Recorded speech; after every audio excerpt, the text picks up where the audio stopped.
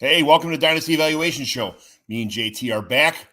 We got some reviews of last week. We got some upcoming games to talk about. Let's talk some real NFL football today. A little bit, then we'll throw in some fantasy stuff for next week. Some, a little bit of waiver stuff, deep waiver wires, not the 8-team, the waiver wire things that everybody knows about. Talk to some like really deep guys after we get through some, our judgment of the games, our critique of the games, and all the stuff that we like to talk about in the fantasy football world. So let's get to it.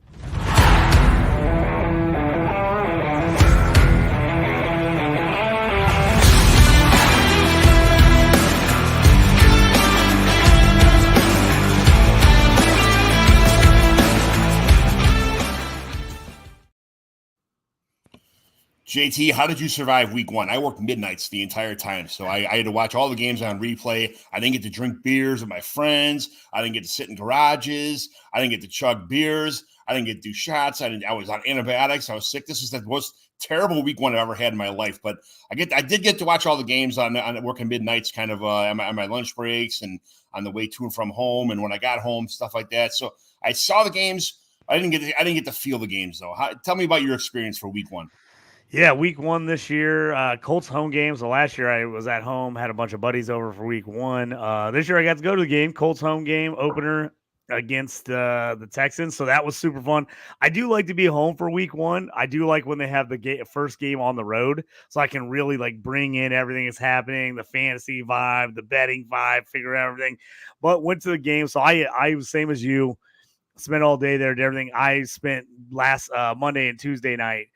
Going back on NFL Plus, rewatching the games, checking out a bunch of stuff that I didn't get to see. I was pumped. I had my red zone up on my phone, and I actually got to watch the Steelers game as I was at the Colts game at the same time. So people in the stands were looking at me like I was crazy. They're like, why has he got an earpiece in and hold up a phone the whole time? So I was watching both games at once. So I was happy with that. I got to see my two teams there. But yeah, anytime I love going to games.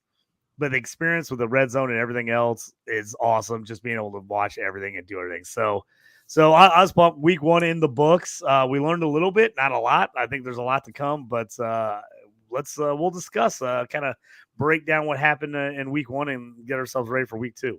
Chris Joel Smith, new mailman Chris on YouTube. Thanks for joining us today. He says, woo. He always starts off the show with some kind of woo-hoo or a woo. Good for that. I can hear it. I can hear Chris Joel Smith saying woo in my ear. So why did I drop Jeff Wilson and Babies and Boomers? Babies and Boomers is the league that me, JT, and Chris, a bunch of Chicago people are all in together. Why did I drop Jeff Wilson? I can't answer for your roster moves, Chris. It's sometimes we've all made bad moves and like next week been like, damn, what the hell did I do that for? But Jeff Wilson isn't the worst cut I've ever seen. I was going to say, with all the injury news out of Miami, there's a good chance Jeff Wilson gets a lot of touches this week. I have to be the same way, Chris. I didn't have Wilson on a lot of lineups, but I had him on a few teams, and I got down to cuts, and I was like, do I keep the fourth string Miami running back, or do I keep somebody else? And I cut Wilson in all my leagues, and I'm the same way. Now I'm regretting it because I'm like, you got a rookie and Jeff Wilson in week two that might get a majority of the carries here in a Thursday night shortened week.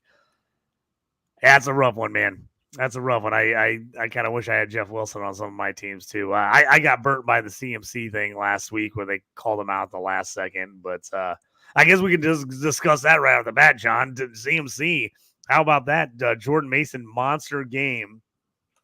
They asked him when he found out he was going to start. He says Friday. Of course, all the coaches lied and said they thought they were going to play CMC until that morning, Monday morning, and then said, oh, well, we tried him and he couldn't go. And then, of course, Mason got in trouble because he admitted that they told him early he was going to play. So, of course, the Niners trying to hide it and screwing everyone who had CMC with no opportunity to pick up or drop or move anyone at the last second to cover him. I ended up losing. If you had Jordan Mason, you were lucky. I, unlucky, had Jordan Mason in 0 of the leagues I have CMC where people snaked him from me. I drafted in most of those leagues pretty early, or I had dynasties where I didn't know Jordan Mason was going to be the backup because he was the fourth stringer last year for the Niners. So I kind of just had to eat it. I had like 3 leagues that I totally lost and I didn't need that many points from them to win. Scott Fishbowl, I lost, and I didn't hit the median by 10 points. because of no CMC playing. It buried me.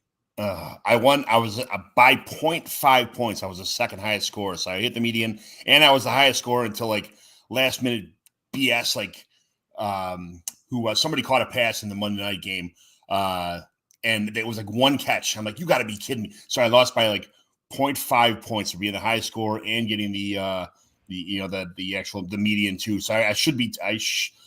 I'm 2-0, but I should have been a high scorer and 2-0. And when you come that close to like having all those goals, little things like that piss you off. It doesn't matter if you won 900 leagues. That little bullshit like that is enough to piss you off. And it that does. kind of stuff. I won a lot of leagues week one. I was the higher scorer, one of the top 3 scorers in a bunch of my leagues. But man, starting 0-2 in Scott Fish Bowl really ticked me off.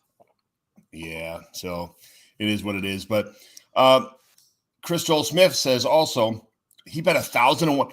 So he had $1,012 in FAB because he traded for FAB after. So he's got more FAB than anybody else, which is always a good move. But he bid $1,001 for Tyler Johnson. Who knows what Puka's injury is going to be? It could be a week. It could be a month. It could be the season. I have no idea. There's some speculations right now or some reports that it's not serious or, I haven't seen anything that it's season ending. But, you could trade for more FAB. We talked about this last week. FAB it's not like you're out of FAB, you're SOL. You could trade players for $200 of FAB or $300 of FAB. A lot of times, 80% of your league ends the season with probably 3/4 of their FAB or half their FAB still available because they bid like 30 or 40 trying to save it for the end. And then at the end, there's nobody left, especially in deep leagues. So you can always trade for more FAB. Chris, I don't blame you for spending your FAB on Tyler Johnson. You cut Donald Parham. What is Donald Parham going to do for your roster anyway? You have a much better chance of getting Tyler Johnson. There was 600 people who bid. They weren't as close as anywhere near where you were. You bet $1,001.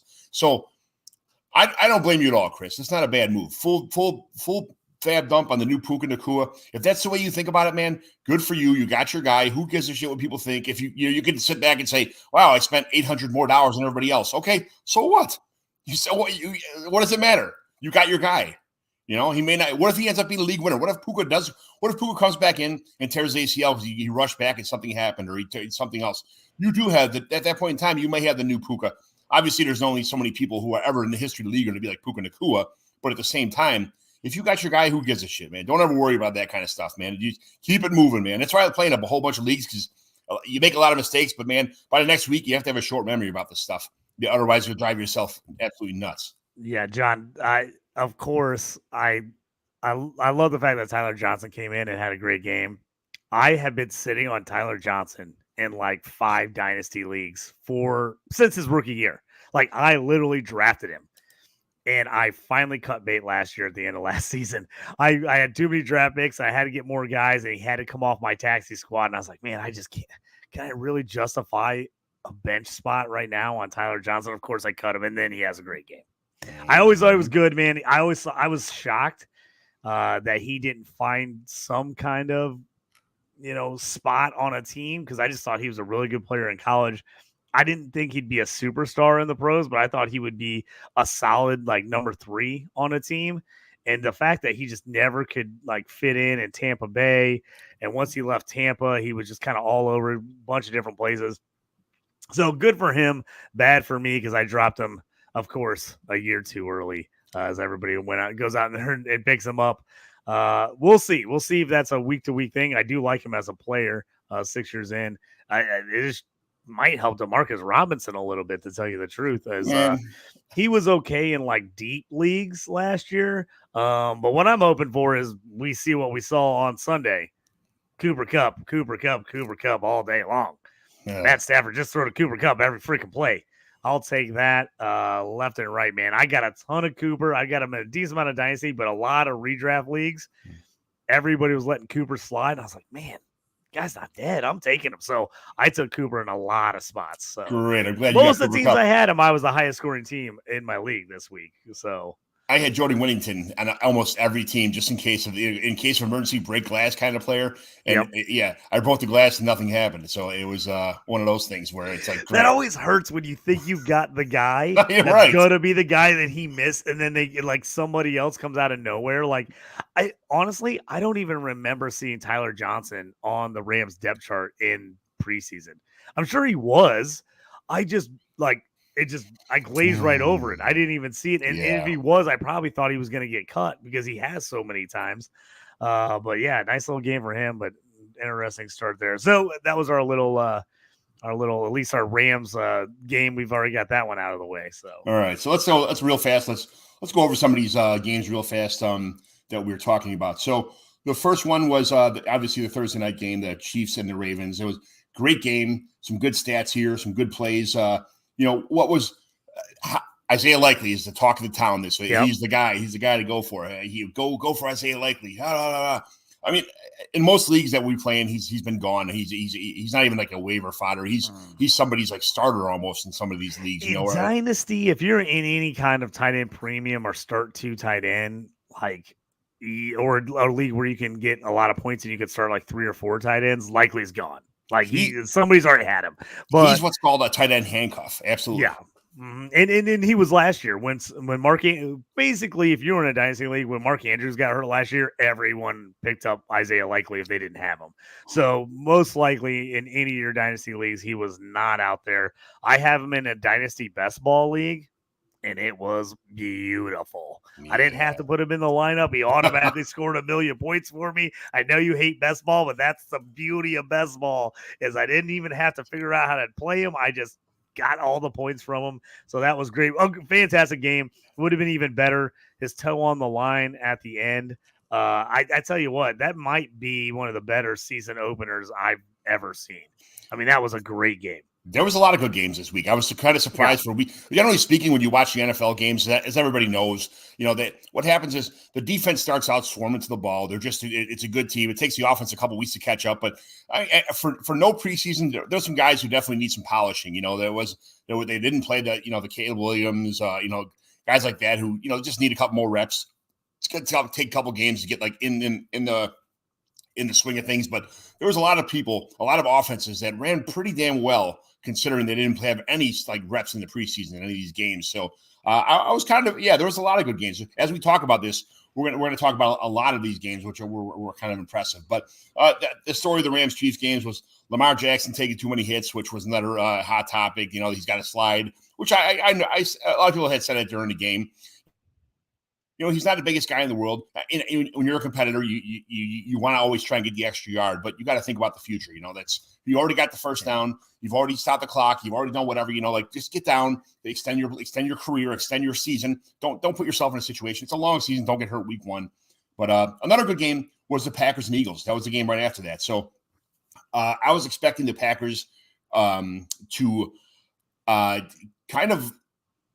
I was kind of expecting the Packers to be a little bit more in tune this week. I understand Jordan Love was probably it sounded like he already had like some kind of a nagging injury going in the game. So, but nagging injuries, people play through those all the time. But he did get hurt at the end of the game. So that's one of the major talks about in the offseason, 4 or 5 weeks. My son, Patrick Mahomes had a kind of a situation like this. He was only out for 2 or 3 weeks.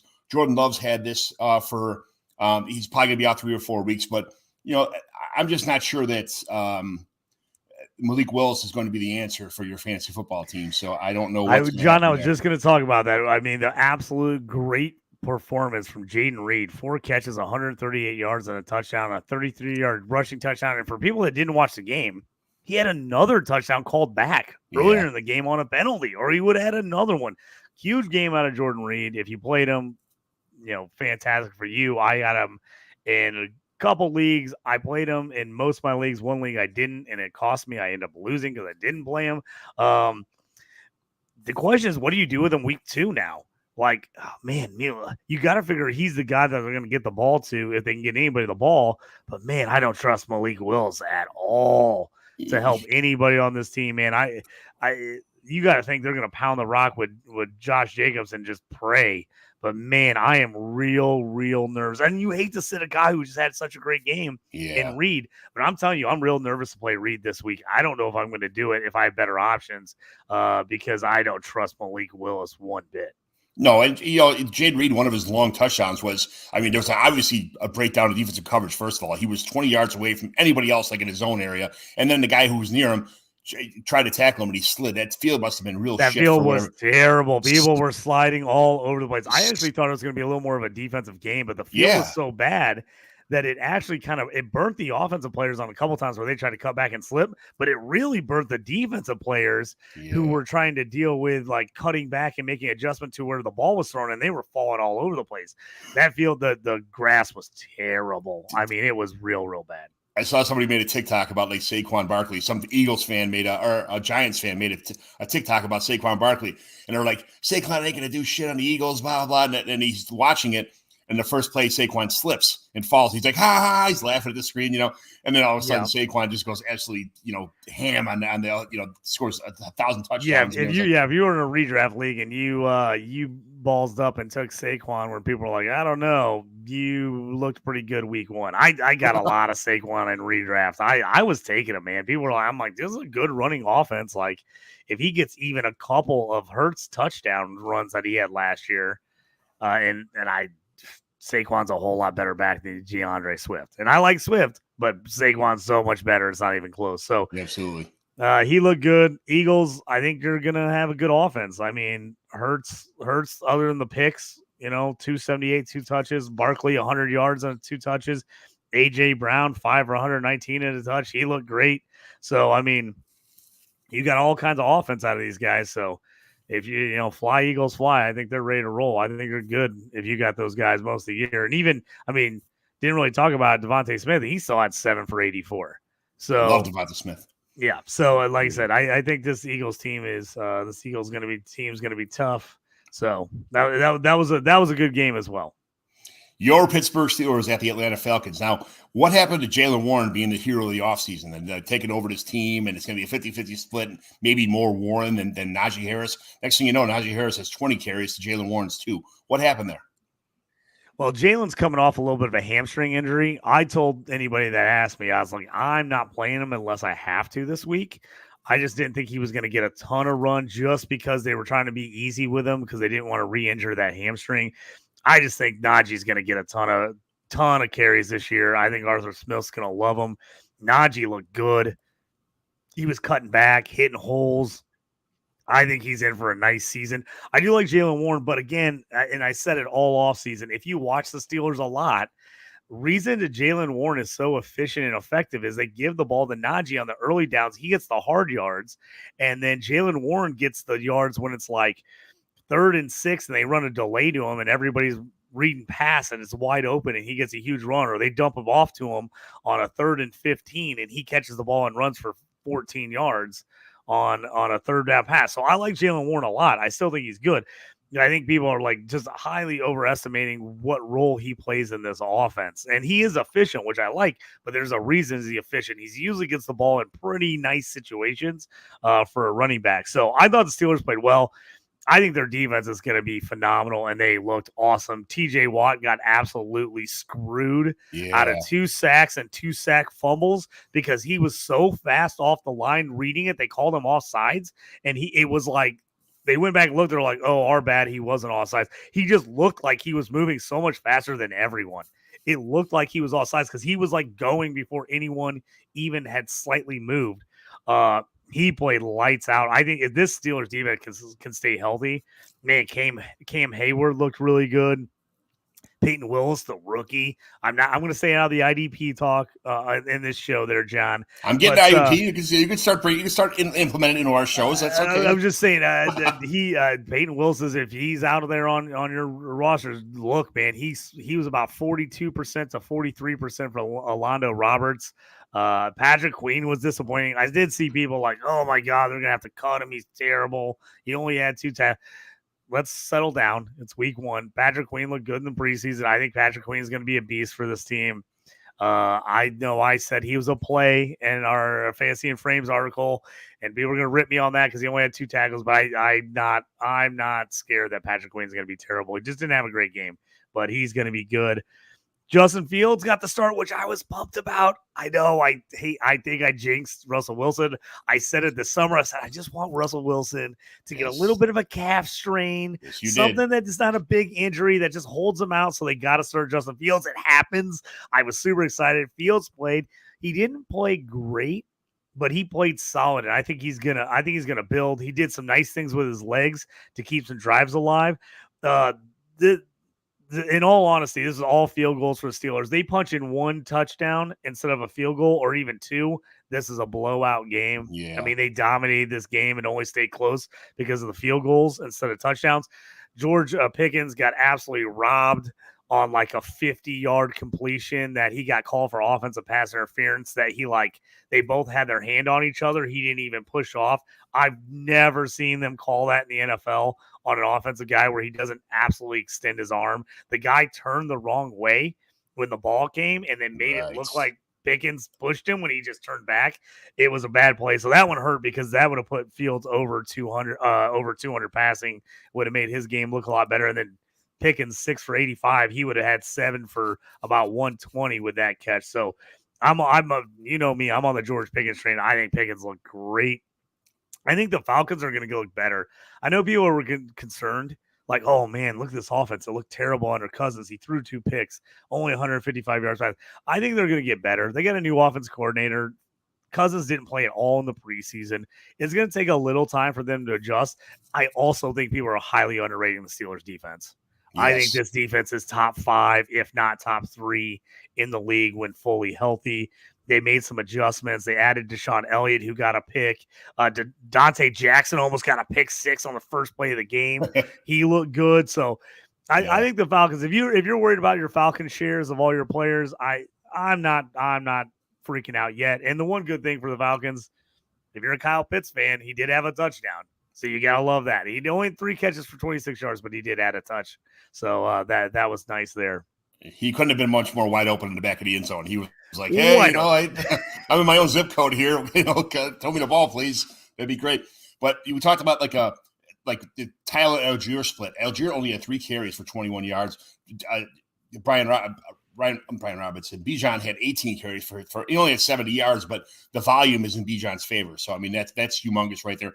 And I'm in a Yahoo league. It's Yahoo because Andy Behrens runs it, so we're stuck on Yahoo. So sorry, Andy. I don't like Yahoo, but I love it, Andy. I hate playing on Yahoo leagues, but I love Andy. He's a great guy. So it's me, Rob Wozniak, Pat Fitzmaurice, a bunch of these home guys. So these guys all went after the wide receivers. I end up getting like the guys we just talked about. I got Saquon, Derrick Henry, Josh Jacobs, and Najee Harris all on the same team for it. Nice. And I think those are and I got Debo, Chris Godwin. I just picked up Tyler Johnson on the waiver wire. I had what's his name? David, who he got hurt, of course, in the first game. Or else my team would have been pretty stacked. I got Baker Field and Jalen Hurts as my quarterbacks. I think I rocked that draft pretty well. These guys all went after quarterbacks. That's kind of the cool thing now is go after wide receivers and tight ends early. It was a small tight end premium too. I don't understand why everybody's going nuts over the tight ends and stuff like that. Unless you look at your scoring, drafting your scoring. I was the highest score of the week as my running backs, and Derrick Henry didn't even do shit. He wasn't even. We'll get to him later, but. I'm liking this team. Najee Harris getting 20 carries is the reason I brought that up. But Najee, Saquon, I got a handful of really good studs when everybody else going after wide receivers. So I'll take the volume plays. That it is what it is. So yeah, I tell you on this, the one thing about this Falcons team, if Ray McLeod keeps leading them in targets, people are going to lose their mind. Yeah, 7 targets for Ray McLeod, 4 catches, 52 yards. They're like, why did we not draft a wide receiver if we're throwing the ball to Ray McLeod? I was really hoping that would be Darnell Mooney, honestly. Mooney just 3 targets, 1 catch, 15 yards. I thought Mooney could sneak in 5 or 6 targets a game. Wasn't real pumped that he only got 3 and McLeod got 7. So we jump to the Arizona-Buffalo game here, and I'm waiting for Trey Benson to start, doing his thing. They just turn the fire on. You got to wait time. Him and Ray, I got a ton of Trey Benson. I got a ton of Ray Davis. It's like we got to bide our time for just a little bit on these rookies, right, John? The fire's on now. Okay, it's like when you put the butter on there, you start to see it warm up a little bit. It's just a nice block right now. It's ready to go. It's starting to warm up a little bit. Trey Benson will be the running back to own in his team. So if you have any by the end of this year, it'll be the Trey Benson show. It'll be the reverse of the James Conner had 16 carries for 50 yards and a touchdown. Trey Benson had 3 carries for 13 yards and a reception. By the end of the season, I would expect those stats to be flipped with Trey Benson because James Conner this is the last year of his contract. He's not going to be the thing. So in any league right now, if you get any trades, I would try to trade for Trey Benson, especially on a bad week when it looks like James Conner is fully in charge. send the trades out for Trey Benson right now if you have the opportunity. But the story of this game was Josh Allen. I mean, he's just an animal. The 4 touchdowns by himself. It was him. I didn't know what to expect out of the running game. I didn't know what to expect out of the receiving game. I don't think anybody kind of actually knew what to expect. Matt Collins got a touchdown. Keon Coleman is getting a lot of plays. I have a lot of Keon Coleman. I got MF for it every draft. Oh, Keon Coleman's terrible. Blah, blah, blah, blah. Okay, he's going to get volume. He's replacing Stephon Diggs. He's going to get, no matter what, if they hit him in the face and it drops the ball, hits off his face, whatever, it doesn't matter. He's going to get volume. So it's going to happen. And Keon Coleman's a pretty decent receiver. So, everybody has their opinions, or the echo chamber of Twitter said that Keon Coleman's terrible.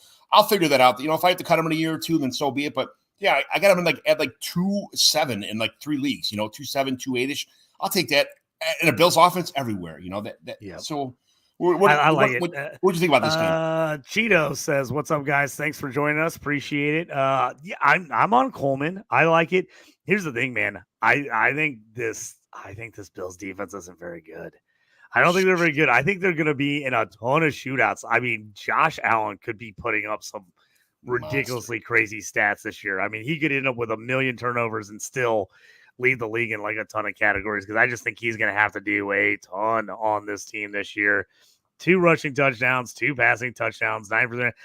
Cook, 19 carries for Cook, only 3 for 13 for Ray Davis. I think you're going to see that more be like a 15-8, 13-9 split. Agreed. As the year moves on a little bit there. But yeah, Josh Allen really kind of willed his way. Didn't see a lot of everybody else. The Matt Collins touchdown, of course, after I just told everybody all he does is block, he gets that one. James Conner was my TD pick of the week. I was like, if you're taking a TD parlay or any kind of TD bet, I was like, I do like Conner to score. He did get one in there. I don't know if he's going to be super efficient, but I think they're going to lean on him at least the first part of the season. I tell you what, this is one of those games people kind of looked at me and I was like, I think the Cardinals can cover. I think this game's going to be closer than people think. They did cover just barely, a 6.5. They covered the 6, but it was a close game.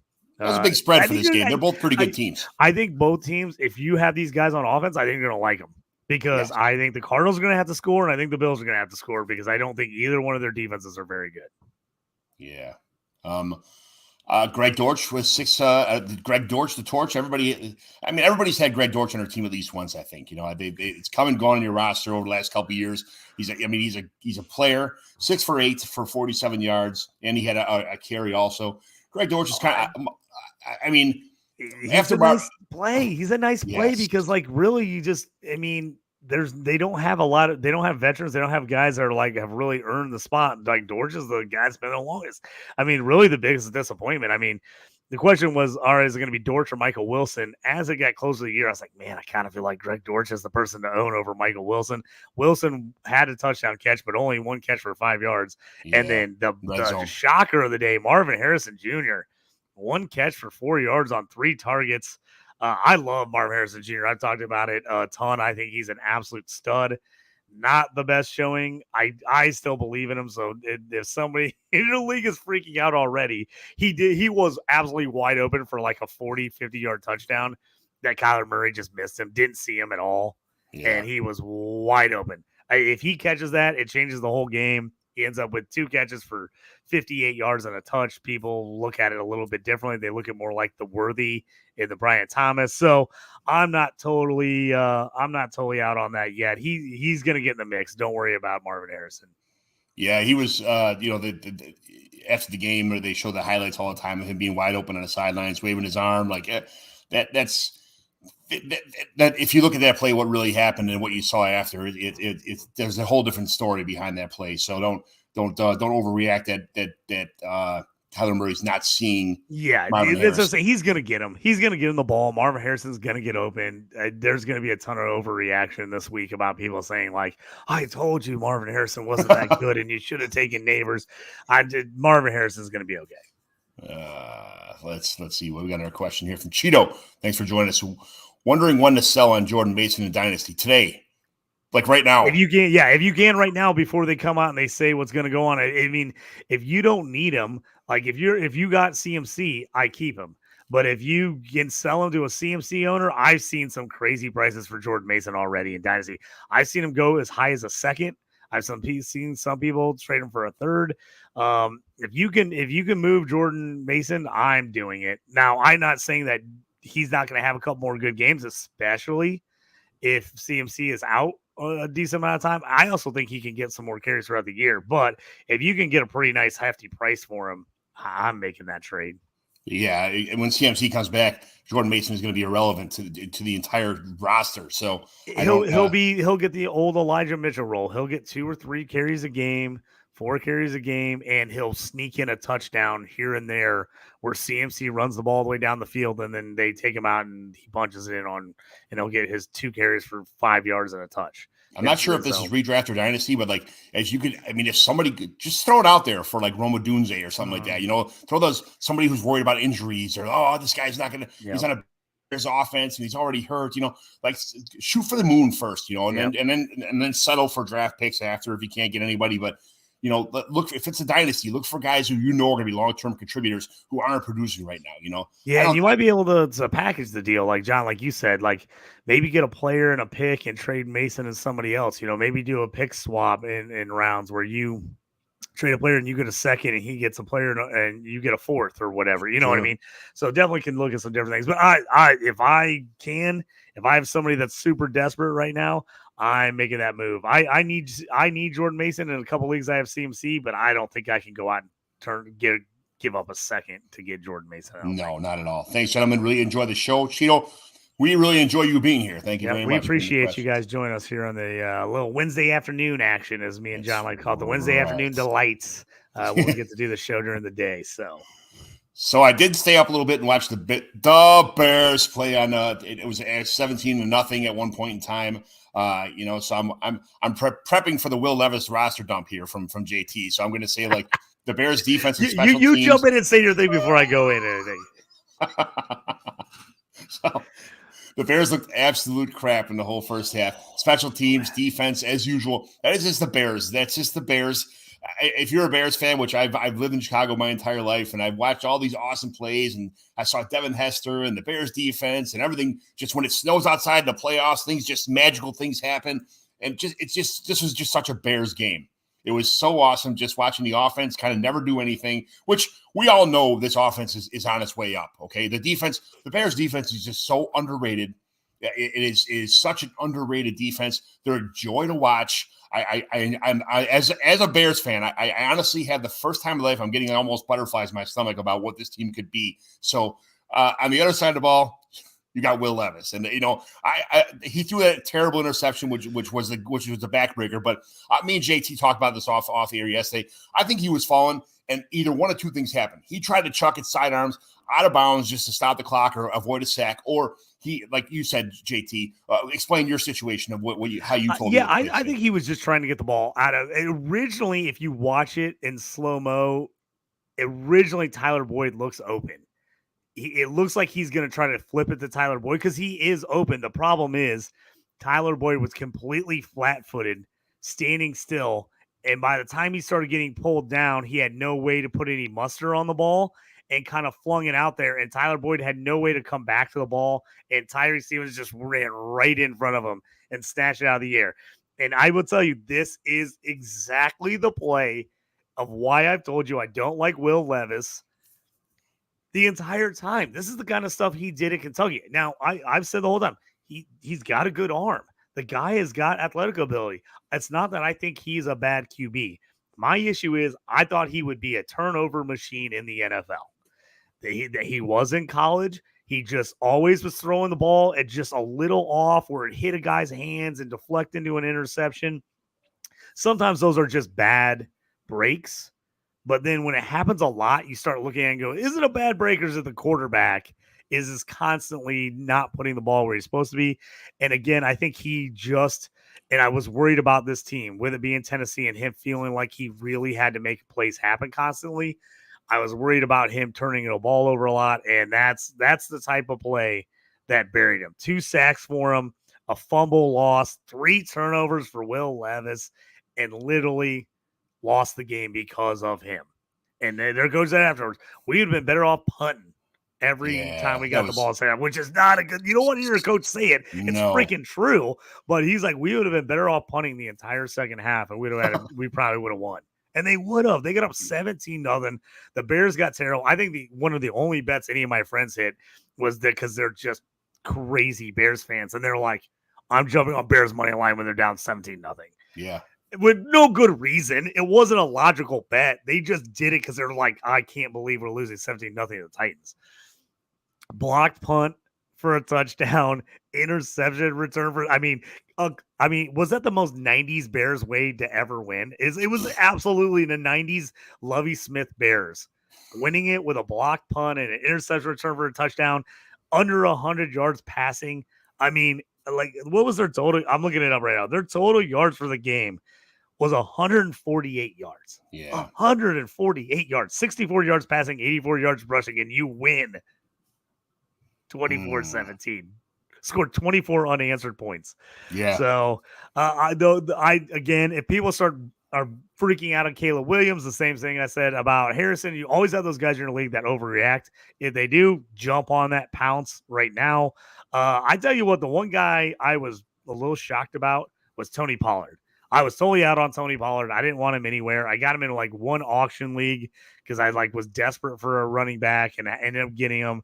Didn't play him week 1, and then he actually looked all right. 16 carries, 82 yards on touch. I thought he might split carries with Spears a little more, but it was the Tony Pollard show. He actually looked fairly decent. But man, I am worried about Hopkins. I'm worried about Tyler Boyd. I mean, Ridley. I think if you have anybody, Ridley's probably going to be the guy, even though I don't love him. I think Will Levis is going to try to find him, but man, I didn't like this offense coming into the season after watching week 1. I like it probably just as little as I liked it going into the season, though I do feel better about Tony Pollard than I did before this game. I did not feel good about Tony Pollard at all. I was more of even though I'm not a big Spears fan either, I do not like Tony Pollard. And yeah, he kind of I'm not going to say he impressed me, but it was nice to see him contribute a little more than I expected. I think this offense has to flow through Tyler Boyd or move Treylon Brooks in the slot or something like that and get him out, off the outside. They have to he's got to stop trying to make the big play. He's got to slow things down. When I say he, obviously I'm talking about Will Levis. When Will Levis needs to slow the offense down a little bit. Like I said, the Bears defense is underrated. So this may have been and it's the first game of the season. Everything was that this is Will Levis' second year. He should be a little bit more experienced in this, but they need to, Will Levis's big game last year was 4 touchdowns to DeAndre Hopkins in one game. And I think he only had 7 touchdowns the entire season or something, So he needs to stop at the big play and just slow the offense down. He has the tools though.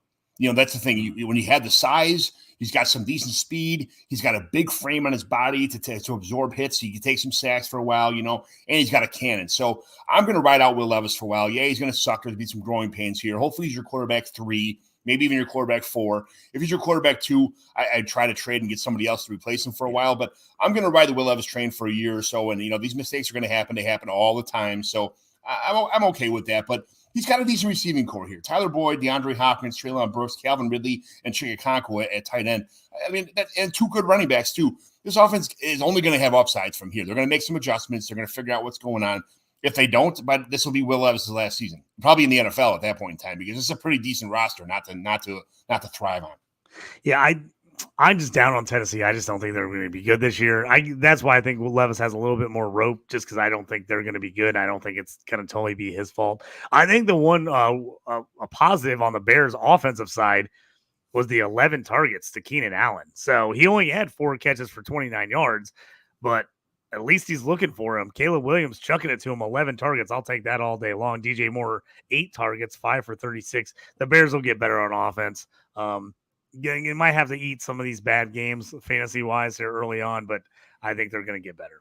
Yeah, the problem with Keenan Allen hurt is he had a heel injury almost all the entire offseason. And I think I'm not going to say he rushed back in. Nobody knows that information, but it looked like he kind of re-aggravated a little bit. And an older guy like that, I mean, he's going to take care of his body. He's not going to rush back in again, especially if this is a repeat injury.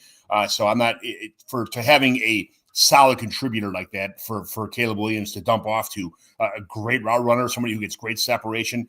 That's it's a huge loss for a young quarterback to lose a guy like that. So hopefully it's only a short-term maybe a week or two situation. But I don't see Keenan Allen rushing back in. But all right, so you were at the Colts game.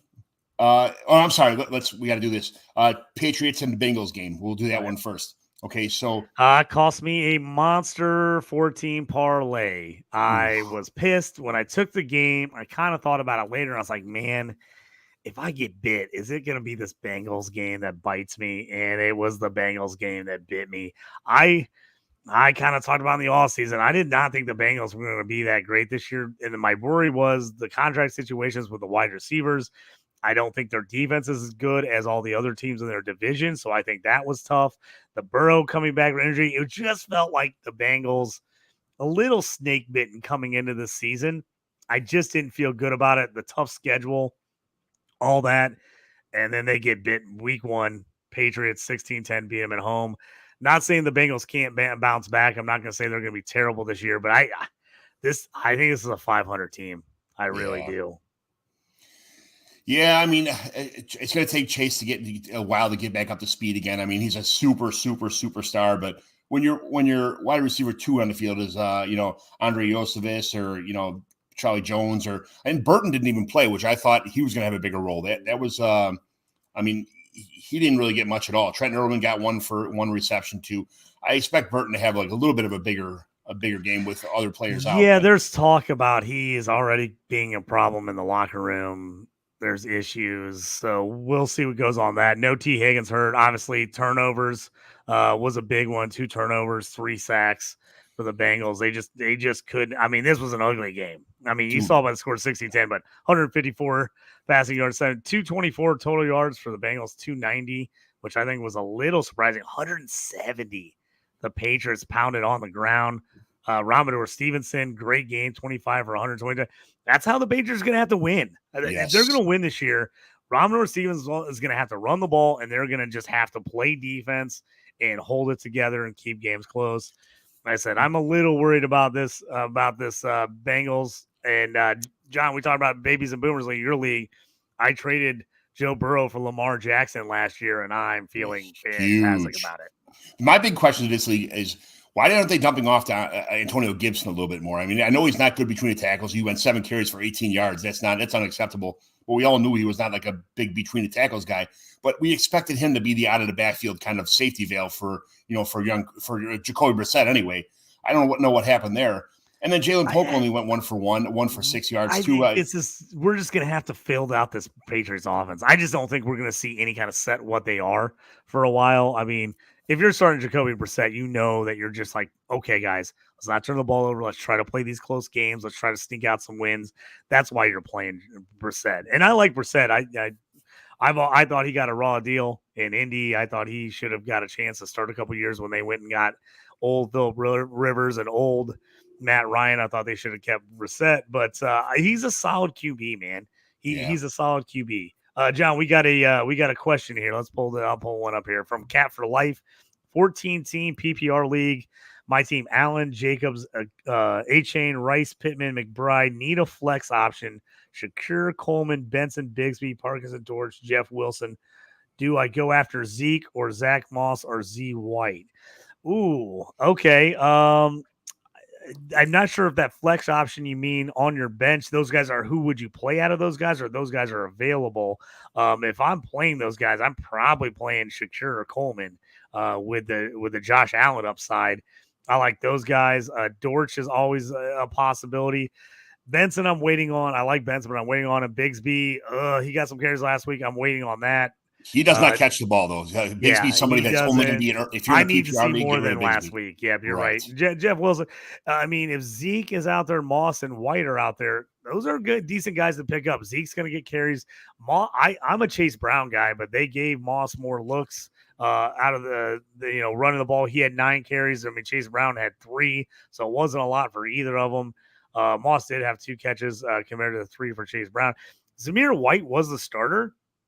He got Madison outsnapped him. I think it was like 60 the hell was something. That? It was like 65% to 35% or something.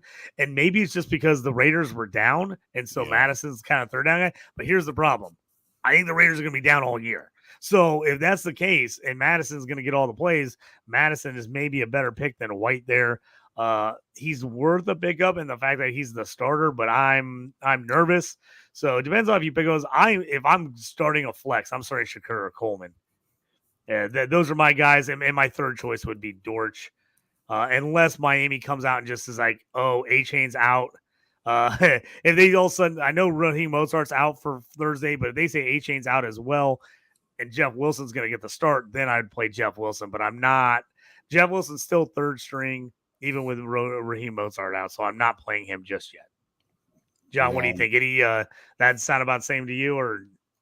Yeah, Shakir, Coleman, and then after that, probably. Yeah, I'm probably going to go Benson over Dortch. I think Dortch is going to have like 5 or 6 for 30 yards or 40 yards every game, maybe. And that's good for a PPR league, but I think Benson has a way higher ceiling than Dortch does. Dortch has, I think, I'm not going to say it, they probably both have the same floor, but I think Benson has a way higher ceiling than Dortch does. And then, if those guys are on your roster, John, already, you're saying like Benson long term. But if you're saying start somebody this week, you would start Dortch over Benson, wouldn't you? Probably. Dortch. I would this week, but if you're going long term, I like Benson as a better player. I'm looking at. It looks like those guys are maybe on his bench, is what I'm. So if I'm him and I go, and my other choices are Zeke, Moss, or Zamir White. It's probably going to be either Zeke or Zamir White. I think Moss is going to be, and I'm not sure. I think he's going to get lost in the shuffle in that offense a little bit. And I think Zamir White is, man, it's tough. I think if both of those guys are available, it's a good problem to have, especially in a 14-team league. That's crazy that those guys are still on the waiver wire. I was thinking the same thing. Well, John, here's a question for you. If you have Jeff Wilson, we just talked about it at the top of the show about a lot of people dropping Jeff Wilson. Do you drop Jeff Wilson for Zeke, Moss, or White? I think I would drop him for all three of those guys. Yes, personally. Absolutely. So if you had a chance to go get him, I get him. Parkinson, I think, is okay. That would really depend on who my other tight ends are. If he's my only other tight end with McBride, then I definitely don't want to get rid of him. But I would make a move and drop Jeff Wilson and pick up. Who do you think? I would probably go. Man, I'd go maybe Moss. Man, I don't know.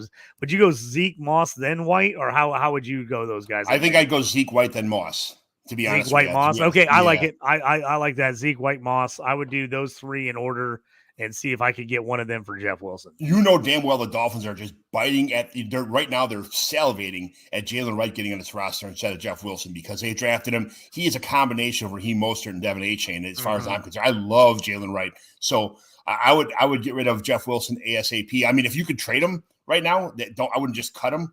I know he's hurt right now. You're not gonna get it, but get a 4th round pick for him. Who cares? Get fab money. Get something. Trade him away, get him off your roster, and if Jalen Wright's available, I even do that switch. Just get rid of Jeff Wilson and pick up Jalen Wright. If Zeke and them guys are available, I guarantee you Jalen Wright's available somewhere on the waiver wire also.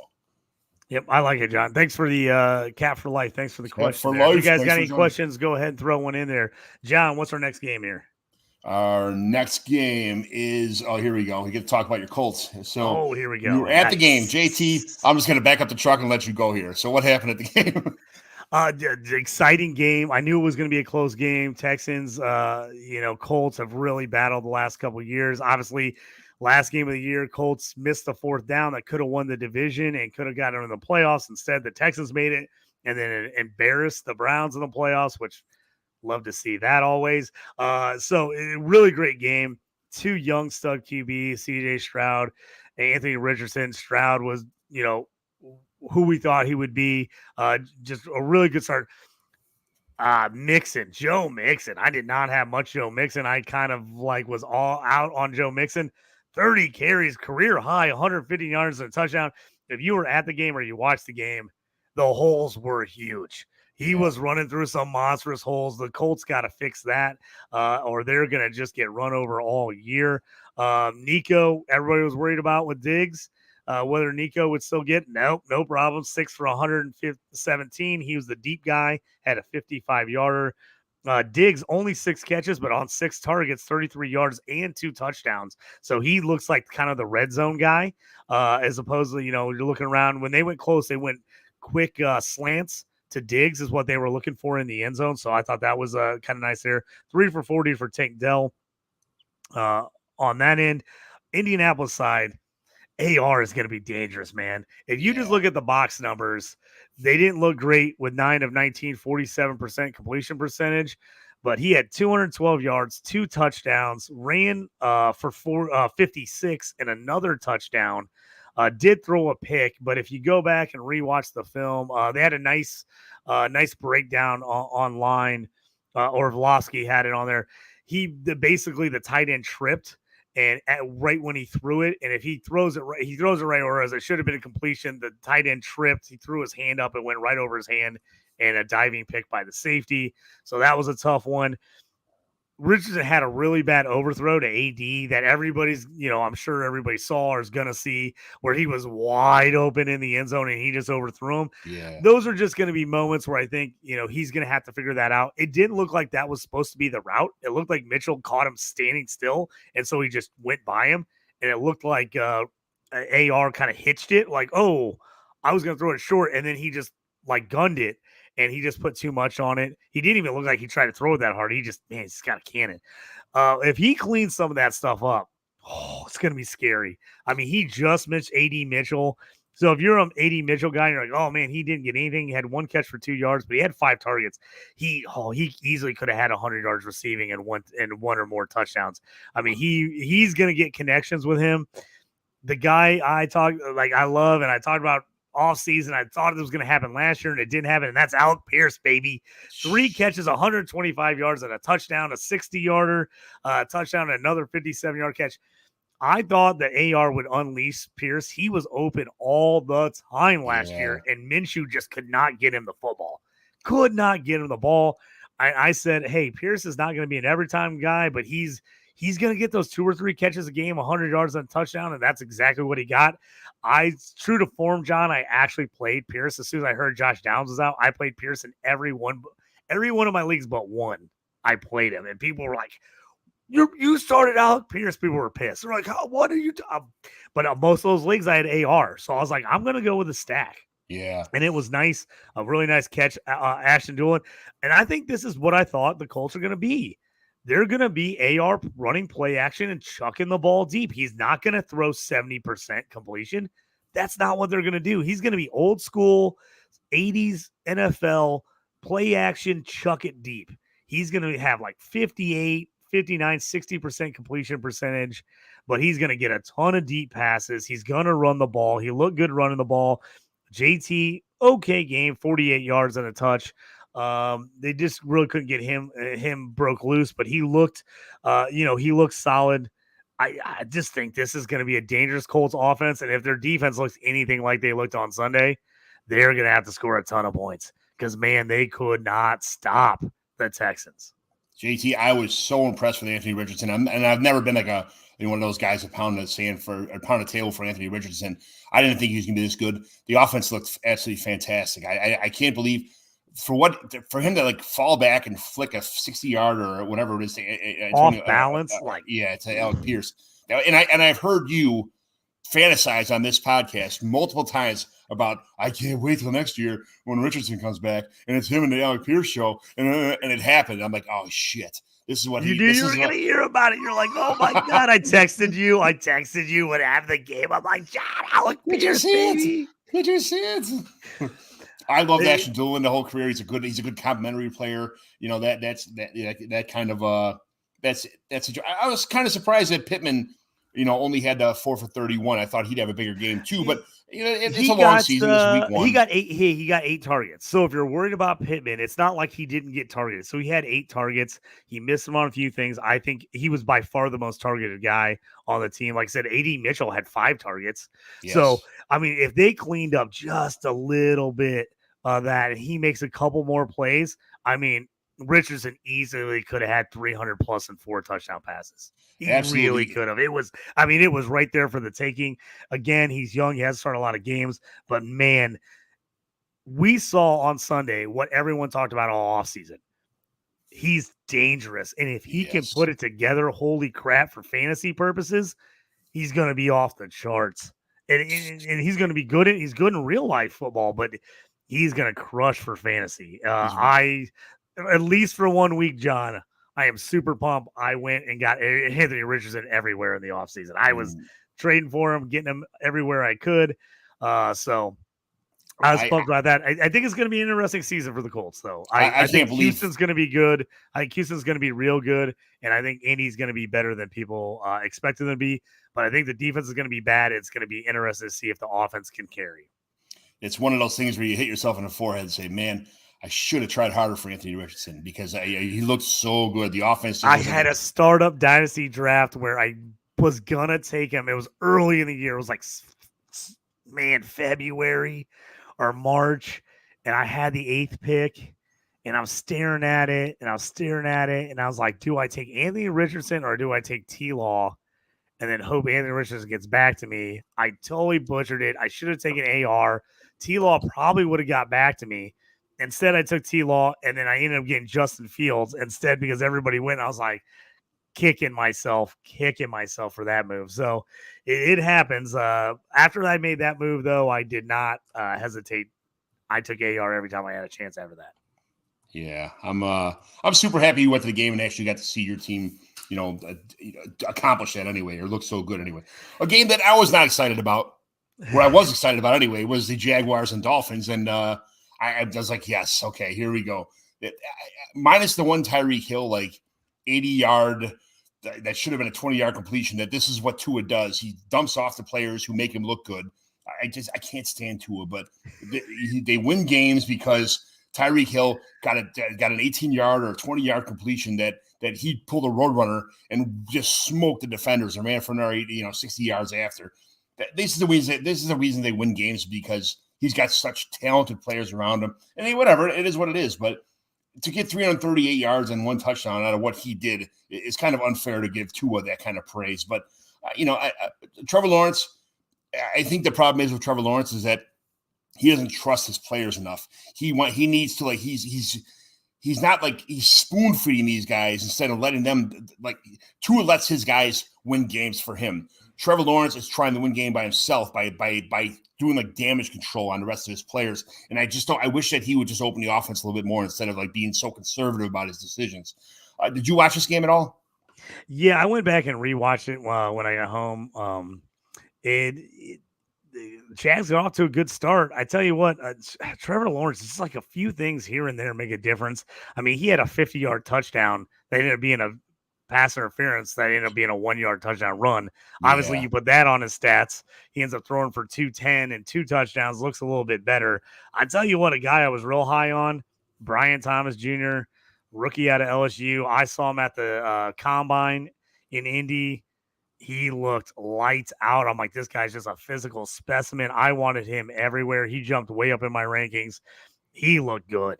He is going to end up being the guy for T-Law, I think. He had 4 catches on 4 targets, 47 yards on a touchdown, and he had a 50-yard touchdown that he got mugged on and still almost caught it. Right. You add that to his total, and he ends up with 100 yards, 5 catches, 100 yards, and 2 touchdowns, which is just a monster rookie debut. I think we're going to see a lot out of Brian Thomas this year.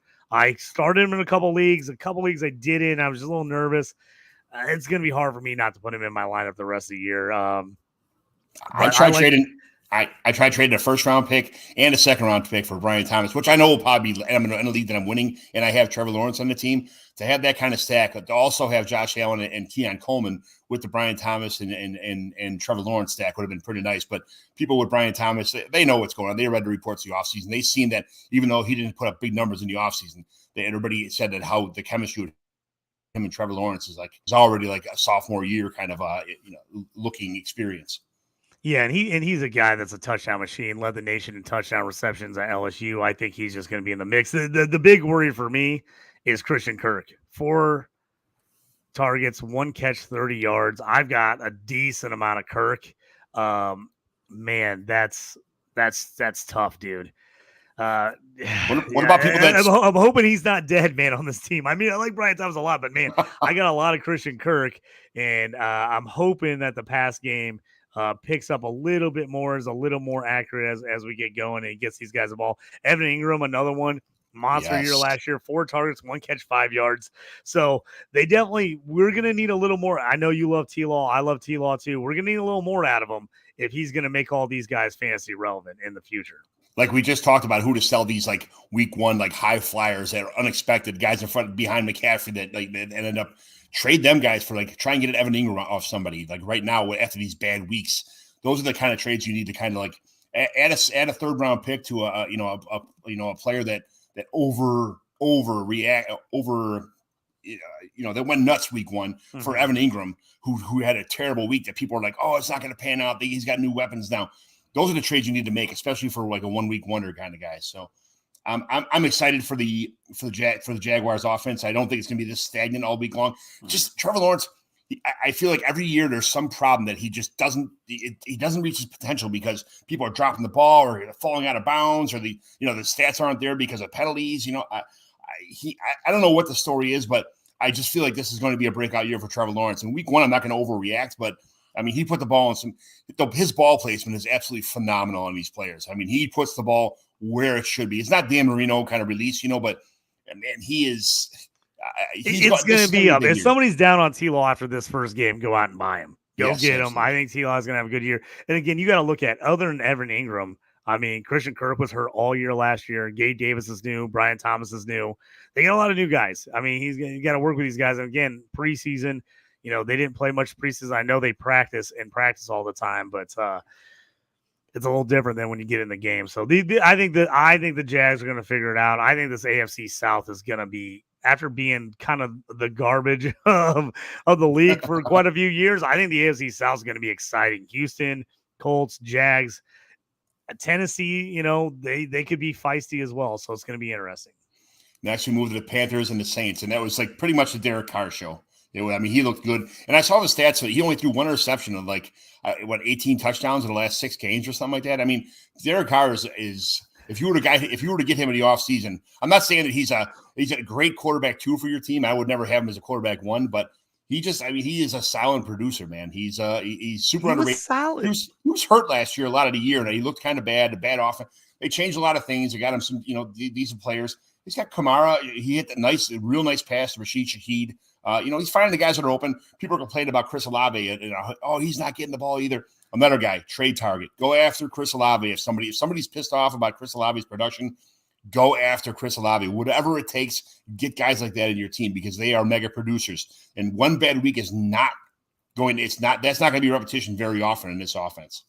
Yeah, I mean, 200 yards, 3 touchdowns, super efficient. I hate to tell you this, John. I think you're going to see a lot of this against the Panthers this year. I think a lot of teams are going to be super efficient and look great against the Panthers. I think this team is really bad.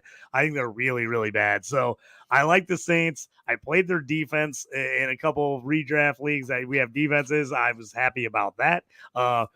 I think the Saints team is going to be feisty this year in that division just because I don't think the Falcons just run away with it like people think so. I think Tampa Bay is going to be pretty good. I think it's going to be a battle again. I will tell you a pickup for me, if you're in like a deep league and you're really struggling to find any kind of running back help, especially in a non-PPR league, because I'm in a couple old school redraft leagues, Jamal Williams is not a bad pickup. They're going to give him the ball near the goal line. He's not going to get you a lot of points. So don't misconstrue what I'm saying, that he's going to be great. But if you're in a desperation mode in some bye weeks as the year progresses and you get injuries and you're trying to find somebody to fill a roster spot in a 14-team league, a 16-team league, Jamal Williams is out there in a lot of waiver wires. And if it's a non-PPR, you could do worse than trying to get a touchdown out of him. So he's a guy to kind of think about. I went and grabbed him in a couple waivers, just where I was like, deep leagues where there was almost no one out there. He could be a fill-in kind of later for you. I did love to see that my guy Jordan Mims from Fresno State is the third string back right now. He did get 4 carries, only 11 yards, but he's sneaky, man. I loved him at Fresno State. So he's a guy that I want to keep an eye on if any kind of injuries happen. I'm gonna keep this quick about the Panthers. Oh my God, I don't want anybody on this team. No. I really don't. I like Xavier Legette for the future, but this team I think is gonna be bad. 2 picks for Bryce Young, 4 sacks. He's gonna get killed back there behind this offensive line. You thought maybe Chuba would give you something, 6 carries, 14 yards. Ugh. I thought Deontay Johnson might have a shot. I played him in a bunch of leagues. He's got 6 targets, so that's nice, but only 2 catches, 19 yards. How long is he going to go before he's pissed off if he's not getting catches and the team's bad? I feel like this is a bad Carolina situation that seems like it's just going to get worse. Yeah, it will get way. The problem is I had the hook to get rid of Bryce Young. He's my 4th quarterback in the league, and I had he was going to trade me because he only has 1 quarterback. He's one of those guys who punted on quarterback, and he had a lot of bad situations. He had guys last year that were starting that are not starting this year. A lot of change at quarterback because of injuries and things. But I had a 1st-round pick and Chris Olave for Bryce Young, and the guy was like, "Okay, let's do it." And he's like, "Hold on a second, I got other offers," and it kind of fell off the table, but. I was so happy to unload Bryce Young for a 1st and Chris Olave. I was like, yes. That would have been magical. It would have been. I would have been like, oh, it didn't pan out. The guy got cold feet at the last second, but he agreed to it almost and then like reviewed our options. And then, I was so pissed. But hey, we got another question for Cheeto here. For this week, 1 quarterback league, PPR, I need 3 out of these. Brandon Ayuk, Waddle, DK, and Nico. I don't like DK at all, man. I'm playing Waddle. I'm playing Nico for sure. Waddle and Nico, as long as Waddle's healthy, he got a little scare in the game, but he came back, had over 100 yards. I like both of those guys. DK kind of got in trouble because he went against Surtain. Patrick Surtain just shut him down last week. I was trying to think. Seahawks have the Patriots. It's going to be interesting if Gonzalez is on him or who they put on DK. Ayuk. Niners going against the Vikings. That's a toss up for me. What do you think? Do you go Ayuk or do you go DK? I'm going Waddle Nico for sure. Well, he needs 3 of these, so yep, I'm going Nico and Waddle for sure. Would you go Ayuk or would you go DK? I go Ayuk in a heartbeat. I'm not a big Ayuk looked like. I mean, if you watch the game, he dropped a couple of balls that he should have caught. I think that's a little bit to do with some rust in the offseason, not catching the ball, not being in practice all the time. He should have had a way better stat line than what he had because he dropped a couple passes. But I think DK is he's more of a best ball player than he is a floor. He's got a great ceiling, but he is just a best ball guy in my eyes. So I'd rather have Ayuk, Waddle, and Nico besides. DK is my 4th out of these guys. I like it, John. I like where your head's at. Thanks for the question, Cheeto. Yeah, absolutely. All right, John, what's our next game? So next game, we're running a little behind here as per usual here. So the Giants, oh man, this is terrible.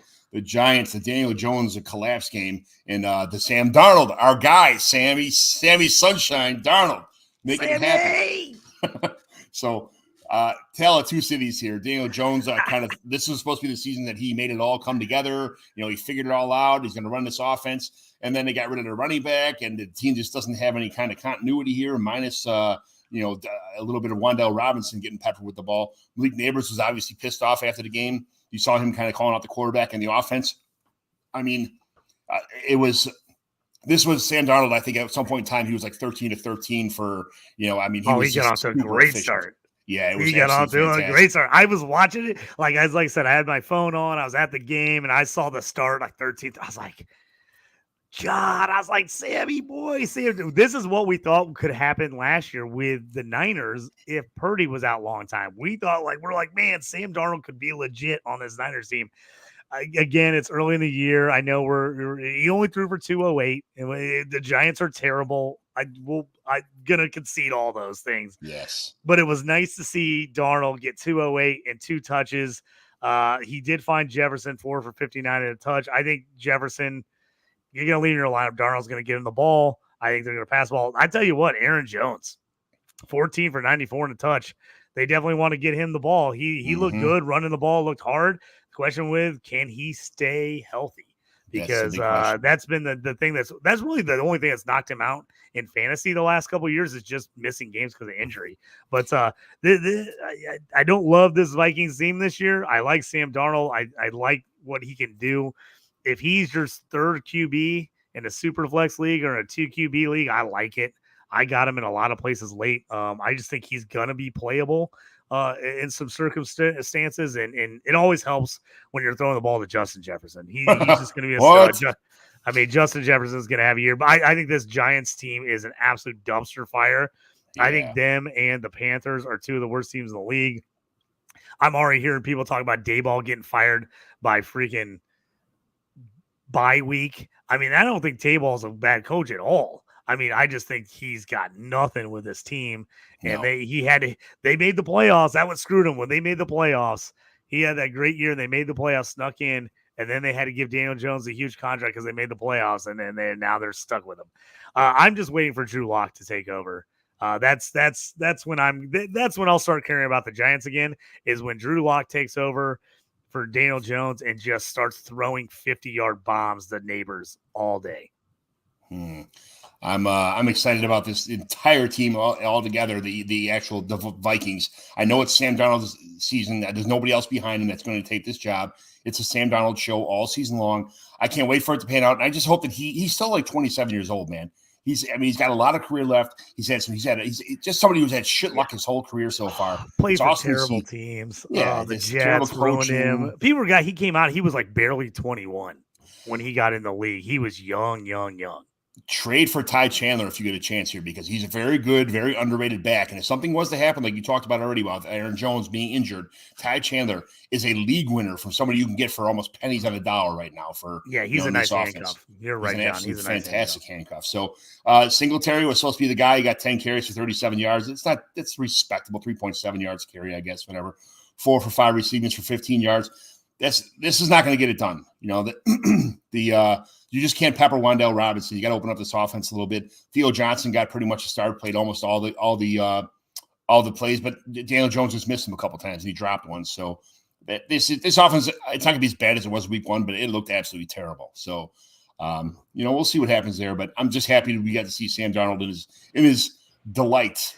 Yeah, if it's only for 1 week, John, we got to eat it up for 1 week. Hey, we got another one here from Battle Axe FFL. Hey, fellas, would you start Goff versus Tampa Bay or Jane Daniels versus the Giants this week? Ooh, that's a good one, man. I tell you what, this Giants defense does not look good. No. And with Jane Daniels with a rushing upside, 88 yards, 2 touchdowns in the opener. I was a little worried, and I've said this. I'm worried about him getting killed if he doesn't, protect himself. But man, I actually was pretty impressed with Daniels. I actually need to go back and watch that game a little closely. I watched like a real quick version of the game while I was doing some other stuff, so I kind of had it on the background. I didn't get a chance to really watch it, but hey, Daniels 184 yards passing. He did only take 2 sacks. He rushed for 88, 2 touchdowns. He did have 3 fumbles. Now he didn't lose any of them, but he did have 3 fumbles. So that's something he's got to be careful about. What do you think, John? I mean, Goff is hard not to start, but man, the rushing upside of Daniels, especially going against the Giants, is a tough one for me to pass up. The problem is Tampa Bay is known for their run defense, not their pass defense. So I'm kind of like, I like Goff here, but I just like that Jay Daniels is so much more of a fantasy option. I think I'm going to lean Daniels a little bit here, but this is a good problem to have if you have both these quarterbacks. I don't think you do very, very bad. I mean, you're talking about 2 top 10 quarterbacks here, so that you're having a choice from. So I'm pretty sure no matter which one you take here, you're going to be pretty well off. But I'd probably lean Daniels because I think he's got more of an upside than Goff does. Yeah, I agree with you, John. One more here before we get to the next game. Figureland, I think, is out. Figureland Garling. Thoughts on Drake London. So we talked a little bit about earlier. I'm not panicking yet on the Falcons. Cousins come back from the injury, didn't get a lot of work with guys. We talked about it earlier. I think the Steelers defense is way better than people are giving them credit for. Yeah. I think they're really good. I'm not panicking on the Atlanta offense yet. I think Drake London is going to get it. And if we've learned anything about Kirk Cousins over the years, he knows how to get his guy the ball. Right. He knows how to, whoever ends up being his best receiver, he knows how to pepper that guy. I'm not worried about Drake London yet. I'm not a huge Drake London guy as far as some other people I'm not as high on him as other people, but I'm not panicking yet if I got London. Agreed 100%. It's not going to be the Ray McLeod show all season long. I can guarantee you. I think the McLeod was more like that's just where he was getting pressured nonstop, and it was like dump off, because he just didn't have a chance, there. So I'm not out on London yet, and I'm not out on the Atlanta offense yet. No, another. Drake London is another. If you have Jordan Mason, send him out for Drake London. Guys like that. You never know what somebody's thinking. The answer is always no unless you send it out. But Hey, if somebody's desperate and they really need Jordan Mason, say they had CMC. Now this is perfect circumstance, but I mean, I would send out Jordan Mason in a second for Drake London. Absolutely. See if I can get it. See if somebody would snake it up. I mean, it maybe be crazy, but you never know, man. Some people make dumb moves in leagues. Believe me, I made a couple bump trades. But hey, all I know is Alec Pierce outscored McBride in week 1, John. I was waiting. So me and JT made I've eaten it for that trade for a whole year now, and I'm like, gosh, I was like, one day I have the advantage. I haven't really rubbed it in your face too much, minus after it happened last year a little bit. But it was, hey, when the sun shines, sometimes you gotta have fun, man. So I appreciate that. Yes, he did outscore Trey McBride this week. So kudos, JT. I owe you a beer. I appreciate it. What's the last couple of games we gotta move through here? What haven't we talked about? Raiders Chargers. Okay, so. That was the Gardner Minshew show. I mean, you're kind of a Minshew fan. I think he's just meh. But again, I think he's okay. I mean, I have to be honest. I like Minshew just because I like him as a person, a player. I think he's funny. He's fun. He's not going to win you games. I said last year he could keep the Colts moving if he had to start. I was shocked that the Raiders gave him what they gave him to be a starter. I think he's a great backup. But he is not the guy I'm going out and setting my team up around. I'm just not. So again, I'm all about Minshew. I just think he's a good dude. I loved him on Indy. I loved him as a backup there, especially with AR. But with Vegas going in with him as their starter, he just takes a lot of sacks. He ends up getting, turnovers when it hurts you. This Raiders team again, I do not think this Raiders team is going to be good this year. I really don't. I can't believe they didn't go to AOC. I honestly thought for sure 100% it was going to be. I kind of thought they would go with him too, just to give him one more year and figure, hey, if we're terrible, we'll go QB in the draft. Because if I had to guess right now, John, I'm going Carolina 1, Giants 2, yeah. Raiders 3 are probably my top 3 picks in the draft next year. Which will be hilarious because, of course, all 3 of them really need a QB, and it's the 1 year. There's no absolute stud QBs at the top of the draft. It's all running backs and wide receivers. Yeah, I've already said in advance if the Raiders take anywhere in the first round, if they're not top 3, I think they take Shadur Sanders from Colorado. Yeah. I think it just feels like a Raiders move to make. So I'll keep that on for another day. Madison, Zamir White. White got more carries. Madison got more snaps. That's, I think, going to be a sticky situation throughout the year. Devontae Adams, 5 for 59. He's going to get some targets. He's going to be okay in fantasy just because they're going to have to throw on the ball. Brock Bowers, everybody's a little worried about him. I love Brock Bowers. 6 for 58 in the debut on 8 targets. I like that. 8 targets, 6 catches. Would love to see the yardage up a little higher. He did catch a 26-yarder. I think he's going to get in the mix. I still like him and Adams for fantasy purposes.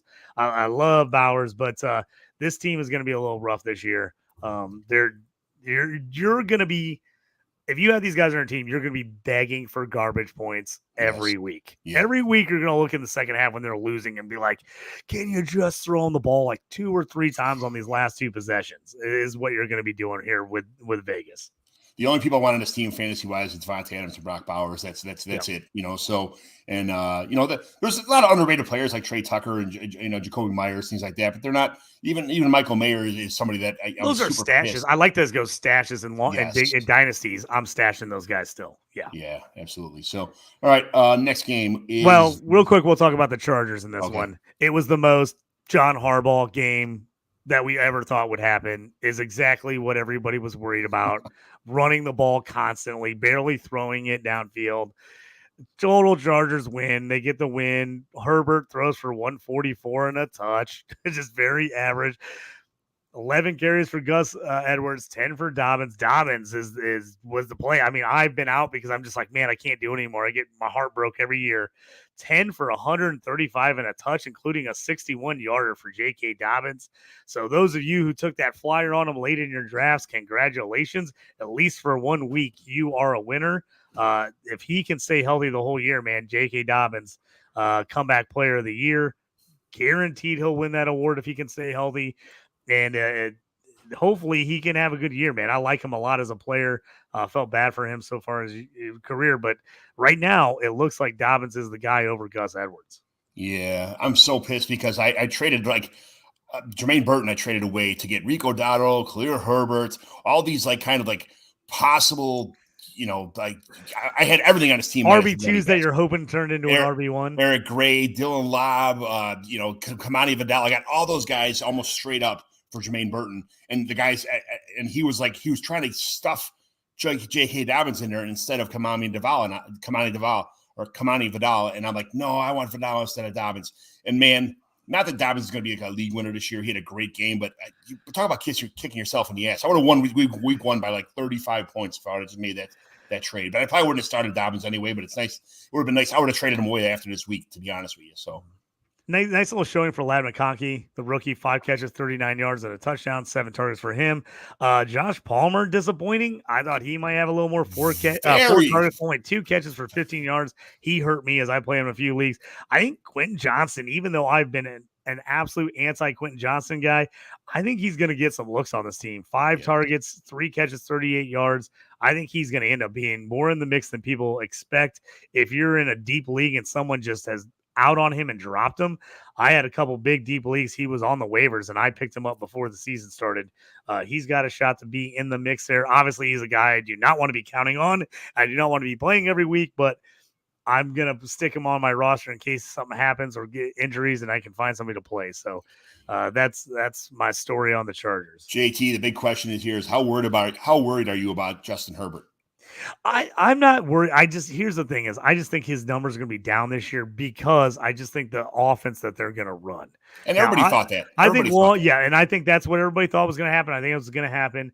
I still like Herbert long term. I think the guy has a ton of ability. They just got to get a couple more playmakers around him. Yeah, they're doing a pretty good job. Broncos at Seahawks. Seahawks won this 26-20. Bo Nix did, a lot of Twitter just couldn't stand the Bo Nix game here. It was I'm not a big Geno Smith fan either. Just getting rid. People were just the whole time. I just saw stuff get popping up, and they're like, 42 passes, 138 yards, and we're like, you know what? This is what we thought we were going to get from Bo Nix. Right. Like, Sean Payne's going to throw it short. Bo Nix, that's what he does. In college, he did that. Guys just broke open huge plays and scored.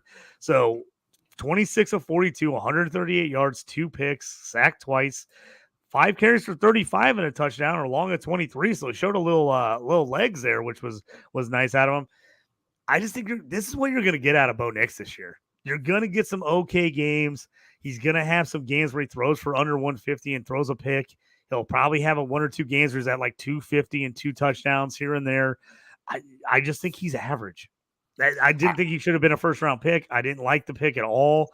No. He just feels like a very average player to me on a team that I just don't think this Broncos team is very good. Again, I think they're one of those teams that could possibly be a top 5 pick as well. I thought they played Seattle a little closer than I thought they would in this one, to be honest with you. Yeah. But this one's going to be tough. If you got Broncos players, you're really having to think hard every week whether you're playing these guys or not. Javonte Williams, 8 carries, 23 yards. Ugh. McLaughlin, 10 for 27 and a fumble. Ugh. When Josh Reynolds and Devon Valley are your top 2 offensive weapons, you're like, oh my God, that's just disgusting. I have Sutton on a couple teams, 12 targets. I love the targets, but only 4 catches for 38 yards. So at least he got a lot of targets. I think Troy Franklin needs to be installed in this offense to give Bo Nix some kind of security blanket. He can't be. It's amazing that they either don't like him or he's just terrible in practice. Something's going on because when you're starting Devon Valley over him, seriously, Valley is a 7th round rookie pick. They're starting him over the 4th round pick, Troy Franklin. That's a problem. That's a problem. Huge problem. I told you I saw Franklin at the combine. I liked him in college a lot. I saw him at the combine and I was not impressed. He was one of my least favorite guys at the combine. I thought the fact that he landed here with Knicks was probably going to be save him.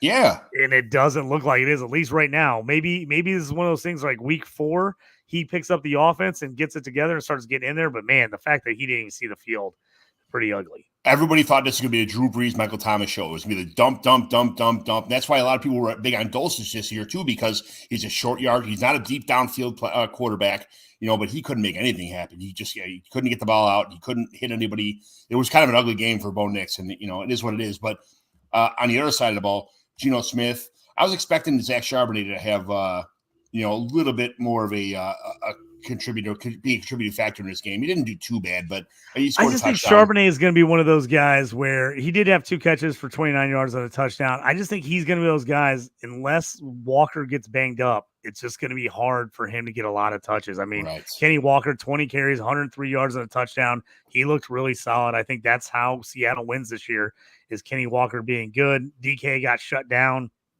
3 for 29. Tyler Lockett, nobody wanted to hear about it. They had him, left him for dead. 7 targets, 66 yards, 6 catches, 77 yards. I played him in some deep leagues where I was real desperate, and he came through with at least double-digit points for me, so I like that. I do like JSN, 2 targets, 2 catches, 19 yards. We're still going to have to wait on him, and we're still waiting for Noah Fant to finally break out. 2 catches, 11 yards for him. Going to be interesting to see how this Seattle offense progresses throughout the year. Geno, not a great game, not a bad game. 171 yards, a touchdown, a pick, 72% completion, but 18 to 25. You could tell they did not want him throwing the ball a ton if they didn't have to. Tyler Lockett is just cock blocking my JSN shares. I mean, it's so bad. It's so I know. I knew you were going to say that too, because I was dying because I had to play Lockett in like 2 leagues where I'm like, I just don't have very good teams. And I'm like, I've been holding on for dear life for like 3 years on these teams, just barely making the playoffs, trying to sneak out a title before I shut it all down. And I was like, oh man, I got to play Tyler Lockett. I didn't feel great about it. Then he scored double digits. I was like, yes, I'll take it.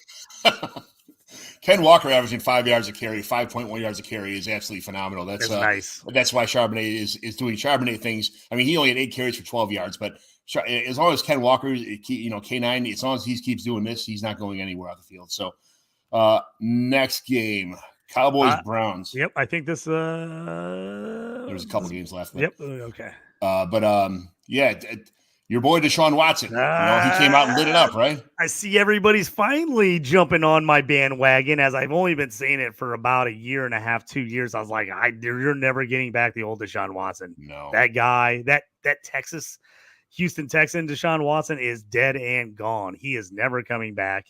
It was ugly, 24-45, 169 yards, a touchdown and 2 interceptions. Already people are like, I see people on Twitter chalking up like how much money they have to pay if they cut him each year. And it's brutal for the Browns. It's brutal. This team would have a way better chance if they had Jameis Winston, and they'd be a whole lot more likable. If Jameis Winston was in the lineup, I'm telling you that right now. Say it again. Who? Jameis, baby. Jameis. He's the man. I think they should get him in there. This Watson situation, it's like he's a guy that's getting paid money and doesn't even care that much that he's out there. He's doing it because he has to.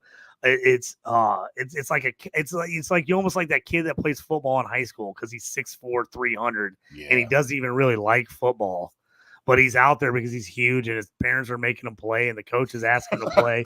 It's like he doesn't really even want to be out there. That's how Deshaun Watson looks right now. Yeah. He just doesn't even look like he's that interested. He's just like, we had a nice conversation. We had a nice conversation about this yesterday about when you take a player and he's gone for 2 or 3 years and there's not really an incentive to get back. And like if you tear your knee up and you're biting the chip, you're biting it every day to kind of get back on the field. I can't wait to get back out there. He has no incentive to like really drive himself. He's got money up the wazoo. He's set for the next 5 generations of his family. He doesn't really, it looks like he doesn't even care. Like he's going through the motions now. Like, exactly. It's just so terrible. Hard to miss that much time with the suspensions and everything else, the injuries, and stay, focused on and just in the mix. And we know pro athletes, we've seen it all the time. When guys struggle with off the field issues, there's occasionally those guys can put behind them and keep fighting on. But man, it ruins a lot of guys. They never see them get back because once they lose that mojo, they just never seem to get it back. And the Deshaun Watson mojo is gone. Yeah, it's gone. I think Cleveland's in trouble. I said at the beginning of the year, I know they got a great defense. I think this is a 500 team unless Jameis gets in there. I really do.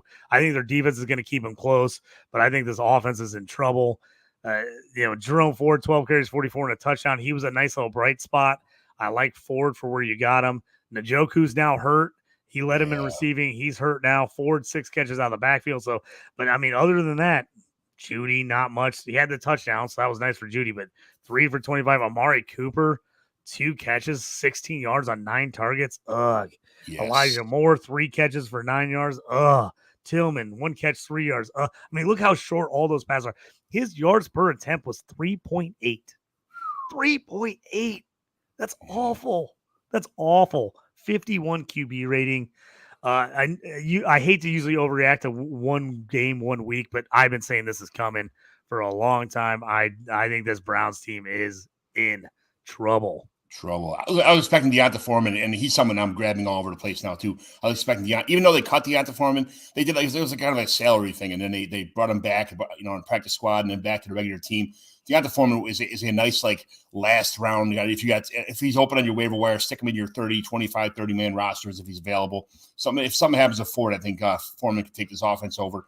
But Dallas, even though this was kind of a Dak and CD were kind of, a lot of bullshit contract disputes in the offseason. I mean, yeah, they needed Cleveland in week 1 to kind of tune themselves up. But, even though Dak only had 179 yards and a touchdown, this offense, we know what it is. It's a pass-happy offense. I can't wait to see the fantasy numbers that pull out of this offense this year. So I'm super excited about Brandon Cooks and Jalen Tolbert. There's a lot. You go down the line here. They got a lot of talent on this offense. Even guys like Kamate Turpin. Turpin with the punt return for a touchdown was huge. I mean, honestly, the numbers weren't great offensively just because they didn't need it. I mean, they got out early. Cleveland was doing nothing on offense. The Dallas defense was looking pretty strong early on. This team is gonna rock and roll on offense. Now, if their defense can hold up, I think Dallas can be in the mix again.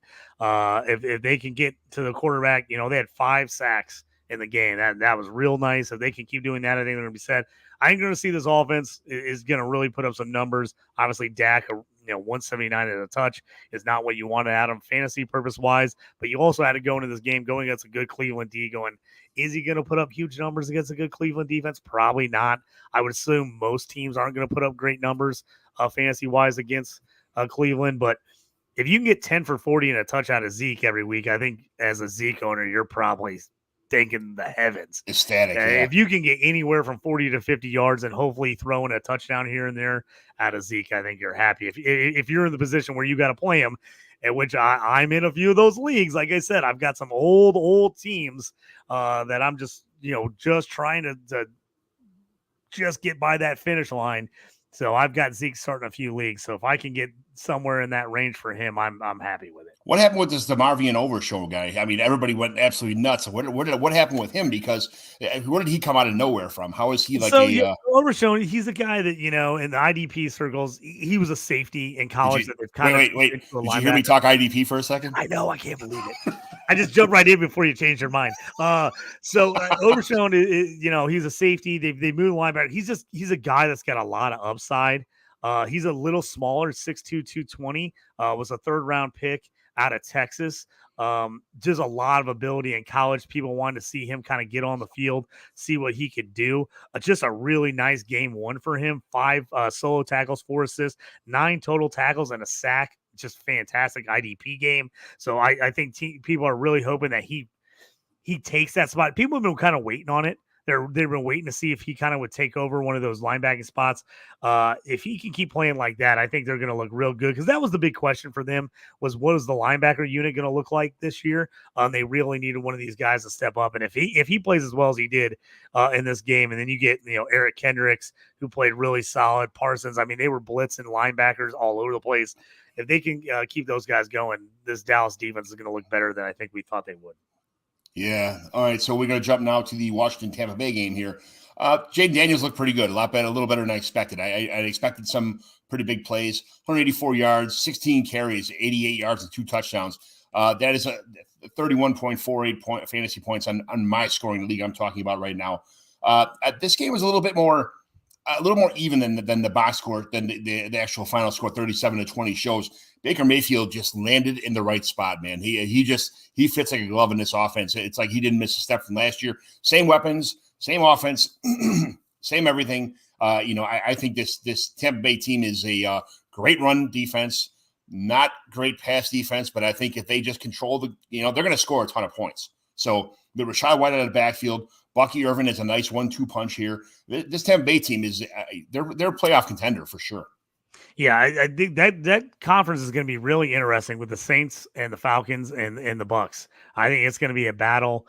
Baker looking nice. If you were somebody that traded for Baker 2 years ago or the beginning of last season, you are just loving it, because hopefully you did like what I did, and you traded a 3rd rounder for him. I mean, I'm just loving life that I finally got him in a couple leagues for that. Jaden Daniels, I tell you what, decent start, 17-24, 184 passing. You said the nice ground game, 88 rushing, 2 touchdowns. I think, a guy that was very not impressive at the combine, but I liked in college a lot, was Bucky Irving. Mm-hmm. He was pretty good in this game. If he's on your waivers, you might want to look at go and get him. If you looked at efficiency numbers between him and Rachaad White, they were the complete opposite ends. Bucky was as efficient as you could get, and Rachaad White was the least efficient as possible. Yeah. So I would not be surprised if you see Bucky start cutting into Rachaad White's usage a lot. I mean, Bucky had 9 carries for 62 yards, including a 31-yarder. He just has, a little bit of get up that Rachaad doesn't. Rachaad White, 15 carries, 31 yards, 2-1 a carry. Receiving, he had 6 for 75, which saved his day. Yeah. Was catching the ball out of it. He had a 32-yarder, so most of that was on one play. Bucky did have 2 catches for 14 yards out of the backfield, so he got a little something. I was a little disappointed in Cade Otton. He's a guy I talked up all offseason. Mm-hmm. I think he's going to be more in the mix. Only 1 catch for 5 yards on 2 targets. Godwin, they finally got him back in the slot where everybody wanted him. 8 catches, 83 yards, a touchdown. That's what they wanted. And then Mike Evans, he was my 2 TD play of the week. If you want to take a guy that scored 2 touchdowns, he was my pick this week. 5 catches, 61 yards, and 2 touches. I think he's going to be a touchdown machine this year for them. And then the rookie, Jalen McMillan, only 3 targets, but 1 catch for 32 and a touch. I think McMillan's going to see a little more action as we get going this year. Yeah, the question was who's going to be the more was it going to be Trey Palmer because of the experience, or McMillan because he's a higher draft pick and a better player, and that kind of I think I'm not sure it'll be McMillan. I think eventually it's going to be McMillan. Palmer had two targets, 1 catch, 19 yards. I think they're split early on. I think McMillan wins it out later on. Yeah, I think McMillan just looked better in this offense, so that kind of answered that question. But yeah, again, Cade Otton is the story. I wouldn't rush to get Cade Otton. He's a good, solid. He's a great waiver wire. I mean, what do you call it? He's either your backup. Yeah, he's your backup tight end, or you took tight end really late. I'm not.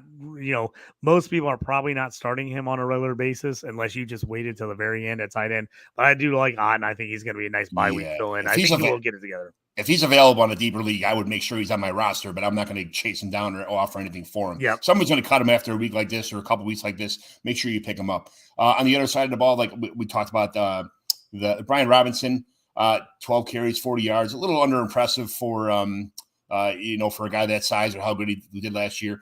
Austin Eckler was kind of almost missing. His receiving yards, the 50 yards receiving, kind of saved his day, but. Man, I didn't know what to expect from Eckler, and if this is going to be the normal, if this is going to be the norm, minus his, he had some return yards, which was unexpected, but this was kind of, I want to say underwhelming. What do you think about that? I kind of think this is what I expected out of Eckler this year. I think this is what you're going to get. I think he's going to get 3, 4, 5 catches a game, 40, 50 yards. You hope he gets a score in there somewhere. They're going to give him a couple carries. I wouldn't see him getting more than 4 or 5 carries a game. I kind of think this is what you're going to get out of Eckler this year. I really do. I think Brian Robinson is going to be the guy at running back. Now, how successful is he going to be? I don't know. With Jaden Daniels running the ball, maybe it opens things up for Robinson a little bit, but tell you what, Jaden Daniels, that was the thing with Jaden Daniels, was like the rushing upside with him just for fantasy is real nice. I started him in a league where I drafted him number 2 on a team that I had that was real bad last year, and I was real excited about what I got out of week 1 out of him. And he's going to get it down with his wide receivers. He's got to figure things out. They don't have the most, pretty crew of wide receivers. I do like McLaren. I think he's going to get McLaren more involved. I think Luke McCaffrey's sneaky, the rookie CMC's brother. He had 3 catches for 18 yards. He's on a ton of waivers out there. If you haven't got him, if he's out there in Dynasty, absolutely go get him at Dynasty. Redraft, unless you're in a deep league, I'm not grabbing him. But I do like McCaffrey. I do think he's going to do some stuff. Yeah, McLaurin was one of my flexiveness for last week. I thought he was, he's kind of the only game in town here. I don't understand why, they couldn't get only to get 4 targets on top of there. Something's got to change there. McLaurin needs to be part of this offense. They're going to find themselves behind a lot. I think Dan's got to find the Taylor Heineke inside of him and just force the ball to McLaren no matter what. That was my favorite part about Taylor Heineke. It didn't matter if it was double, triple team. He just threw the ball to freaking Terry McLaren every play. It was great. Yeah. So he's gonna have to force the ball in there to the vet a little more for my liking at least. The next game is the Rams Detroit. I thought when they went into overtime and they sent the captains out, it was Jared Goff and Matt Stafford to shake each other's hand in the overtime period. I thought it was like a super awesome moment for actual football itself. Super cool. For this game to go into overtime, both of these teams, the Rams are, to lose a guy like Puka is going to hurt a lot. Thank God they have a lot of talented players on this team. I was expecting Jordan Whittington to step up a little more, but it's okay if Tyler Johnson's going to be the guy to step up or join the show or be the next man up, then it is what it is. It's nice to have all these options on the same team. Colby Parkinson is a tight end. The Rams are a little bit underrated as far as people. I've seen people have them at 5 wins, and I've seen people have them being as Super Bowl champions. So they are kind of a wild card in my eyes. The Lions, feel-good story of the NFL. Everybody wants to see the Lions and the Bills in the Super Bowl every year. That's kind of how it is. Everybody loves Dan Campbell. Everybody loves, Jared Goff and, that Jameson Williams, making things happen on the field. Amon-Ra St. Brown was kind of the story of this game. Why didn't he get, peppered a little bit more? But a win is a win. The NFL, that's all they care about. Things will change. Amon-Ra St. Brown will get his. What did you think about the overall of this game? Yeah, I think these are 2 good teams. I think they're in the mix in the NFC. I really do. I think it's these 2 teams with the Niners and the Eagles. And then the Cowboys, depending on what goes on with the defense, if they look as good as they did the other night, I think they're definitely in the mix there too. I think the Rams are underrated. They're a team I thought were going to be really bad last year, and then Stafford had the bounce back year. I think they're pretty good. I think Matt Stafford's good.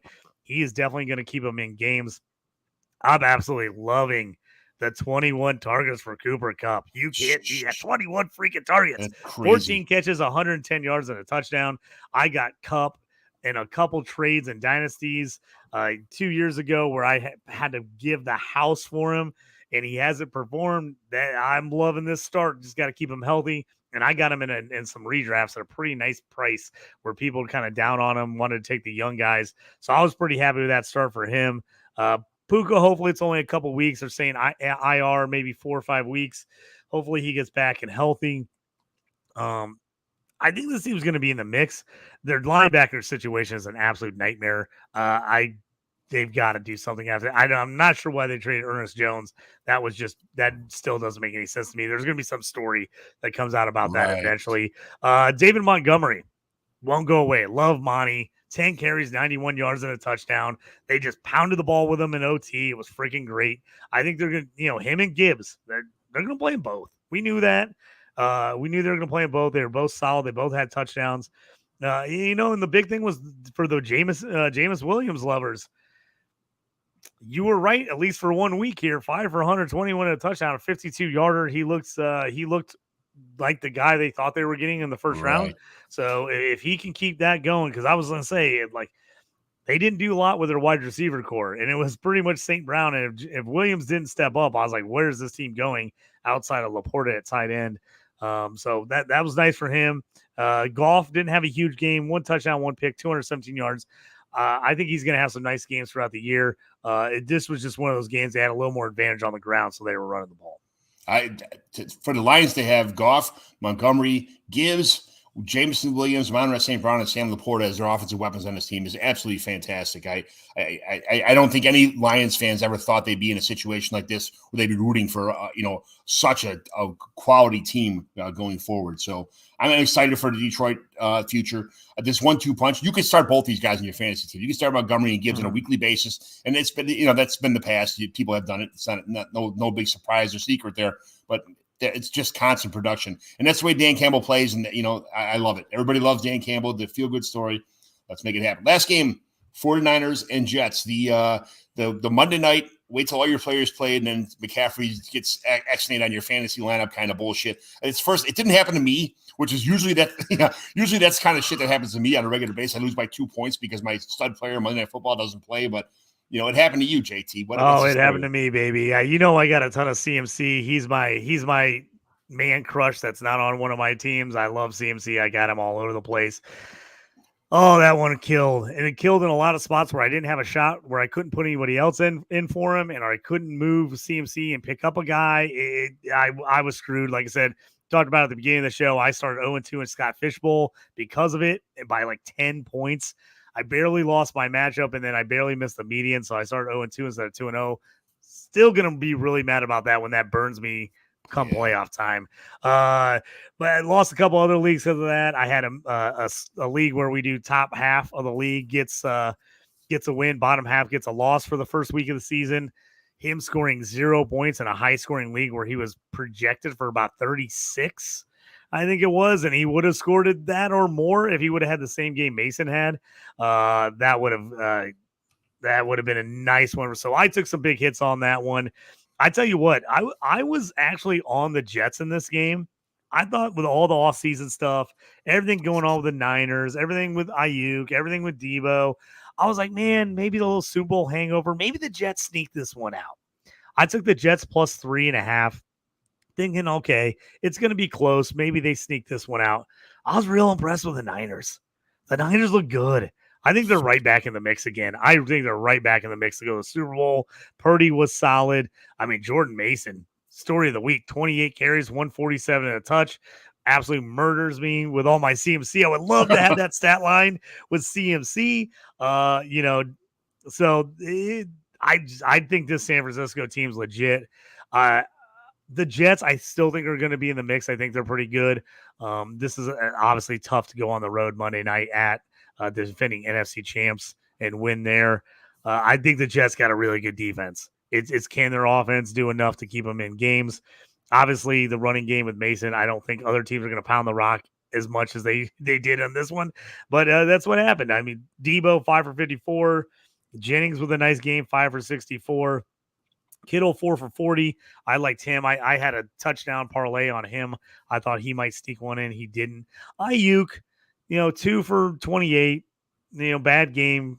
That's misleading. Targets. That's misleading. But it's misleading because there's a couple he could have caught. And again, he's been out. I don't freak out on Ayuk yet. I think you guys got Ayuk. I think you're going to be okay. Obviously, if you're in a kicker league, which a lot of people hate kickers or anti-kickers, but if you had Jake Moody in a kicker league like I did, 6 field goals, he had over 40 points in one of my leagues, was absolutely freaking phenomenal. Love that in an overall point scoring league. So that was a nice little add in there for the Niners. What do you think about what the Jets did? First of all, George Kittle has these games where he's actually like 3 touchdowns and 130 yards. Or he loses my games by 1.2 points because it's 4 for 5 for 40 yards. And it's like, dude, and it's like, come on, man, this is ridiculous. But I was on Player Profiler for a Monday Night Tailgate with Tyler. And we honestly thought because McCaffrey was out, the entire San Francisco offense was going to fall apart. Losing a guy like McCaffrey is it's the wheels off the train. You know, you can't replace a guy like Christian McCaffrey, but they did. Jordan Mason just got. How does that happen? Like, you can't just replace Christian McCaffrey, and it happened. And like I said, if Brandon Ayuk didn't drop that ball in the end zone and have another one bounce off his chest, he would have had probably a 20-point fantasy football game too, and they would have won by more. I honestly thought the Jets were going to win this game. It's two great defenses. It was something. This was the kind of the clash of the Titans for the beginning of the season. I really wanted to see, and it kind of didn't. It really didn't pan out. I mean, Garrett Wilson looked good, as we all know he looked good, but I mean, you can't say he's going to look great. It's first game of the season. I was kind of impressed with Aaron Rodgers. He seemed to have control of the offense. He had a lot of patience back there. He put the ball in a lot of pretty good spots, but he just didn't get the job done, you know, and that's what it's all about. Breece Hall looks good, obviously. He's another player. Braylon Allen coming in there and at garbage time and one reception for 9 yards lost me by 1.2 points because George Kittle only had 40 yards and Braylon Allen decided to come in and catch one effing pass. I'm like, you got to be kidding me. But I love Braylon Allen. That's a great to have Braylon Allen as a backup for Breece Hall, I think is even though Braylon Allen's probably not going to see a lot of touches. I think this Jets offense is a little bit underrated. I think it'll be better. Game. I mean, the Niners defense is good, man. Yeah, they are. They're good. They're a top 3 defense. You can't judge off what the Jets did in this game, I think, that much. No. Alan Lazard, the story of the game, 6 for 89 and 2 touchdowns. I know people are picking him up everywhere. I know Rodgers loves him, but I can't do it. I just can't. I can't get myself to go grab him. Of course, my buddy Toast, shout out to Toast, had a touchdown parlay on Lazard. It only lost. It was a monster. I mean, a monster. I think it was plus 9,000 or something crazy. Only lost because he had the Jets in there on a money line, and the Jets lost. Hit the other bets, though. I was like, oh, and I told him when he put out the bet, I was like, man, I like everything but the Lazard touchdown. I'm like, really, Lazard? He's like, I love it. He was like a really long odds to score a TD, and of course he gets 2. Toast hits it and misses it on the Jets not winning the game.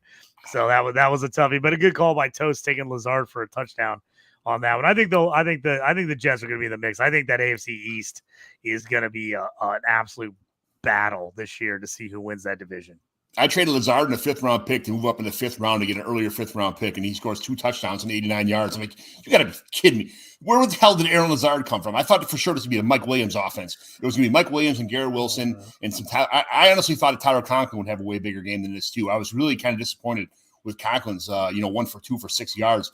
I don't know where he was. The toughie is Rodgers never has used his tight ends a lot, and you know how he is. He has certain guys he loves. He loves Randall Cobb forever. He loves Alan Lazard. He always is finding those guys.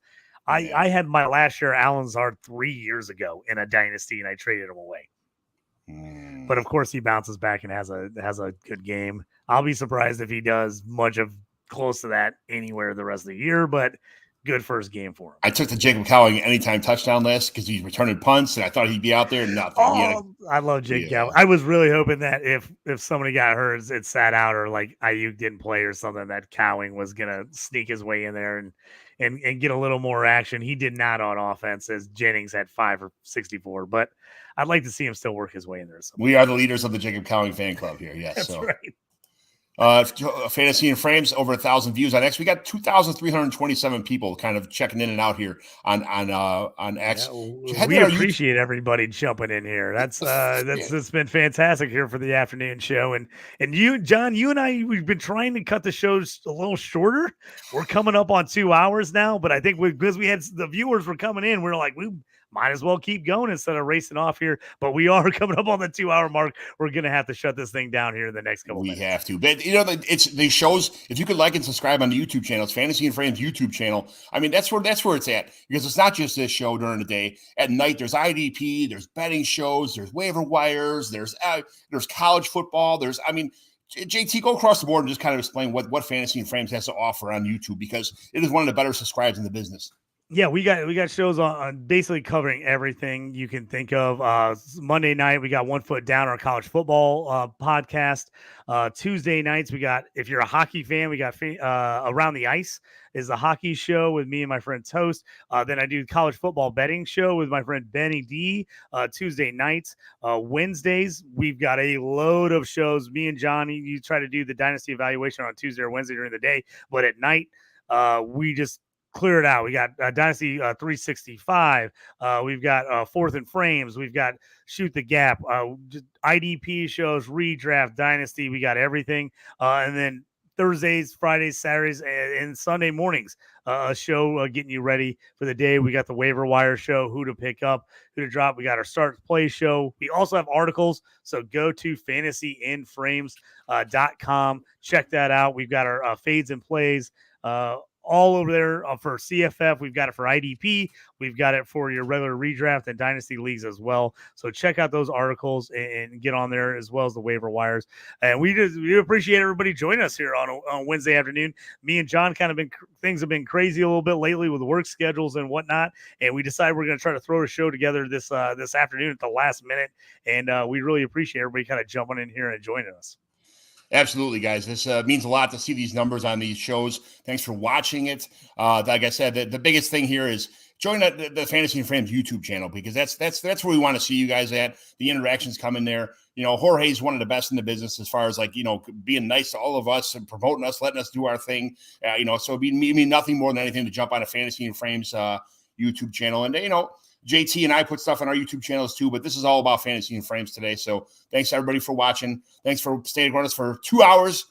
We love it. Me and JT are known to talk, but we'll see you next week, Tuesday, Wednesday, whenever it happens. It will be here. Sorry for the impromptu stuff. We're not really scheduled guys, but when we wake up, we have some coffee and jump on and just talk 2 hours about fantasy football. And this is what we do. Thanks for being part of the Dynasty Evaluation Show. See you next week, guys.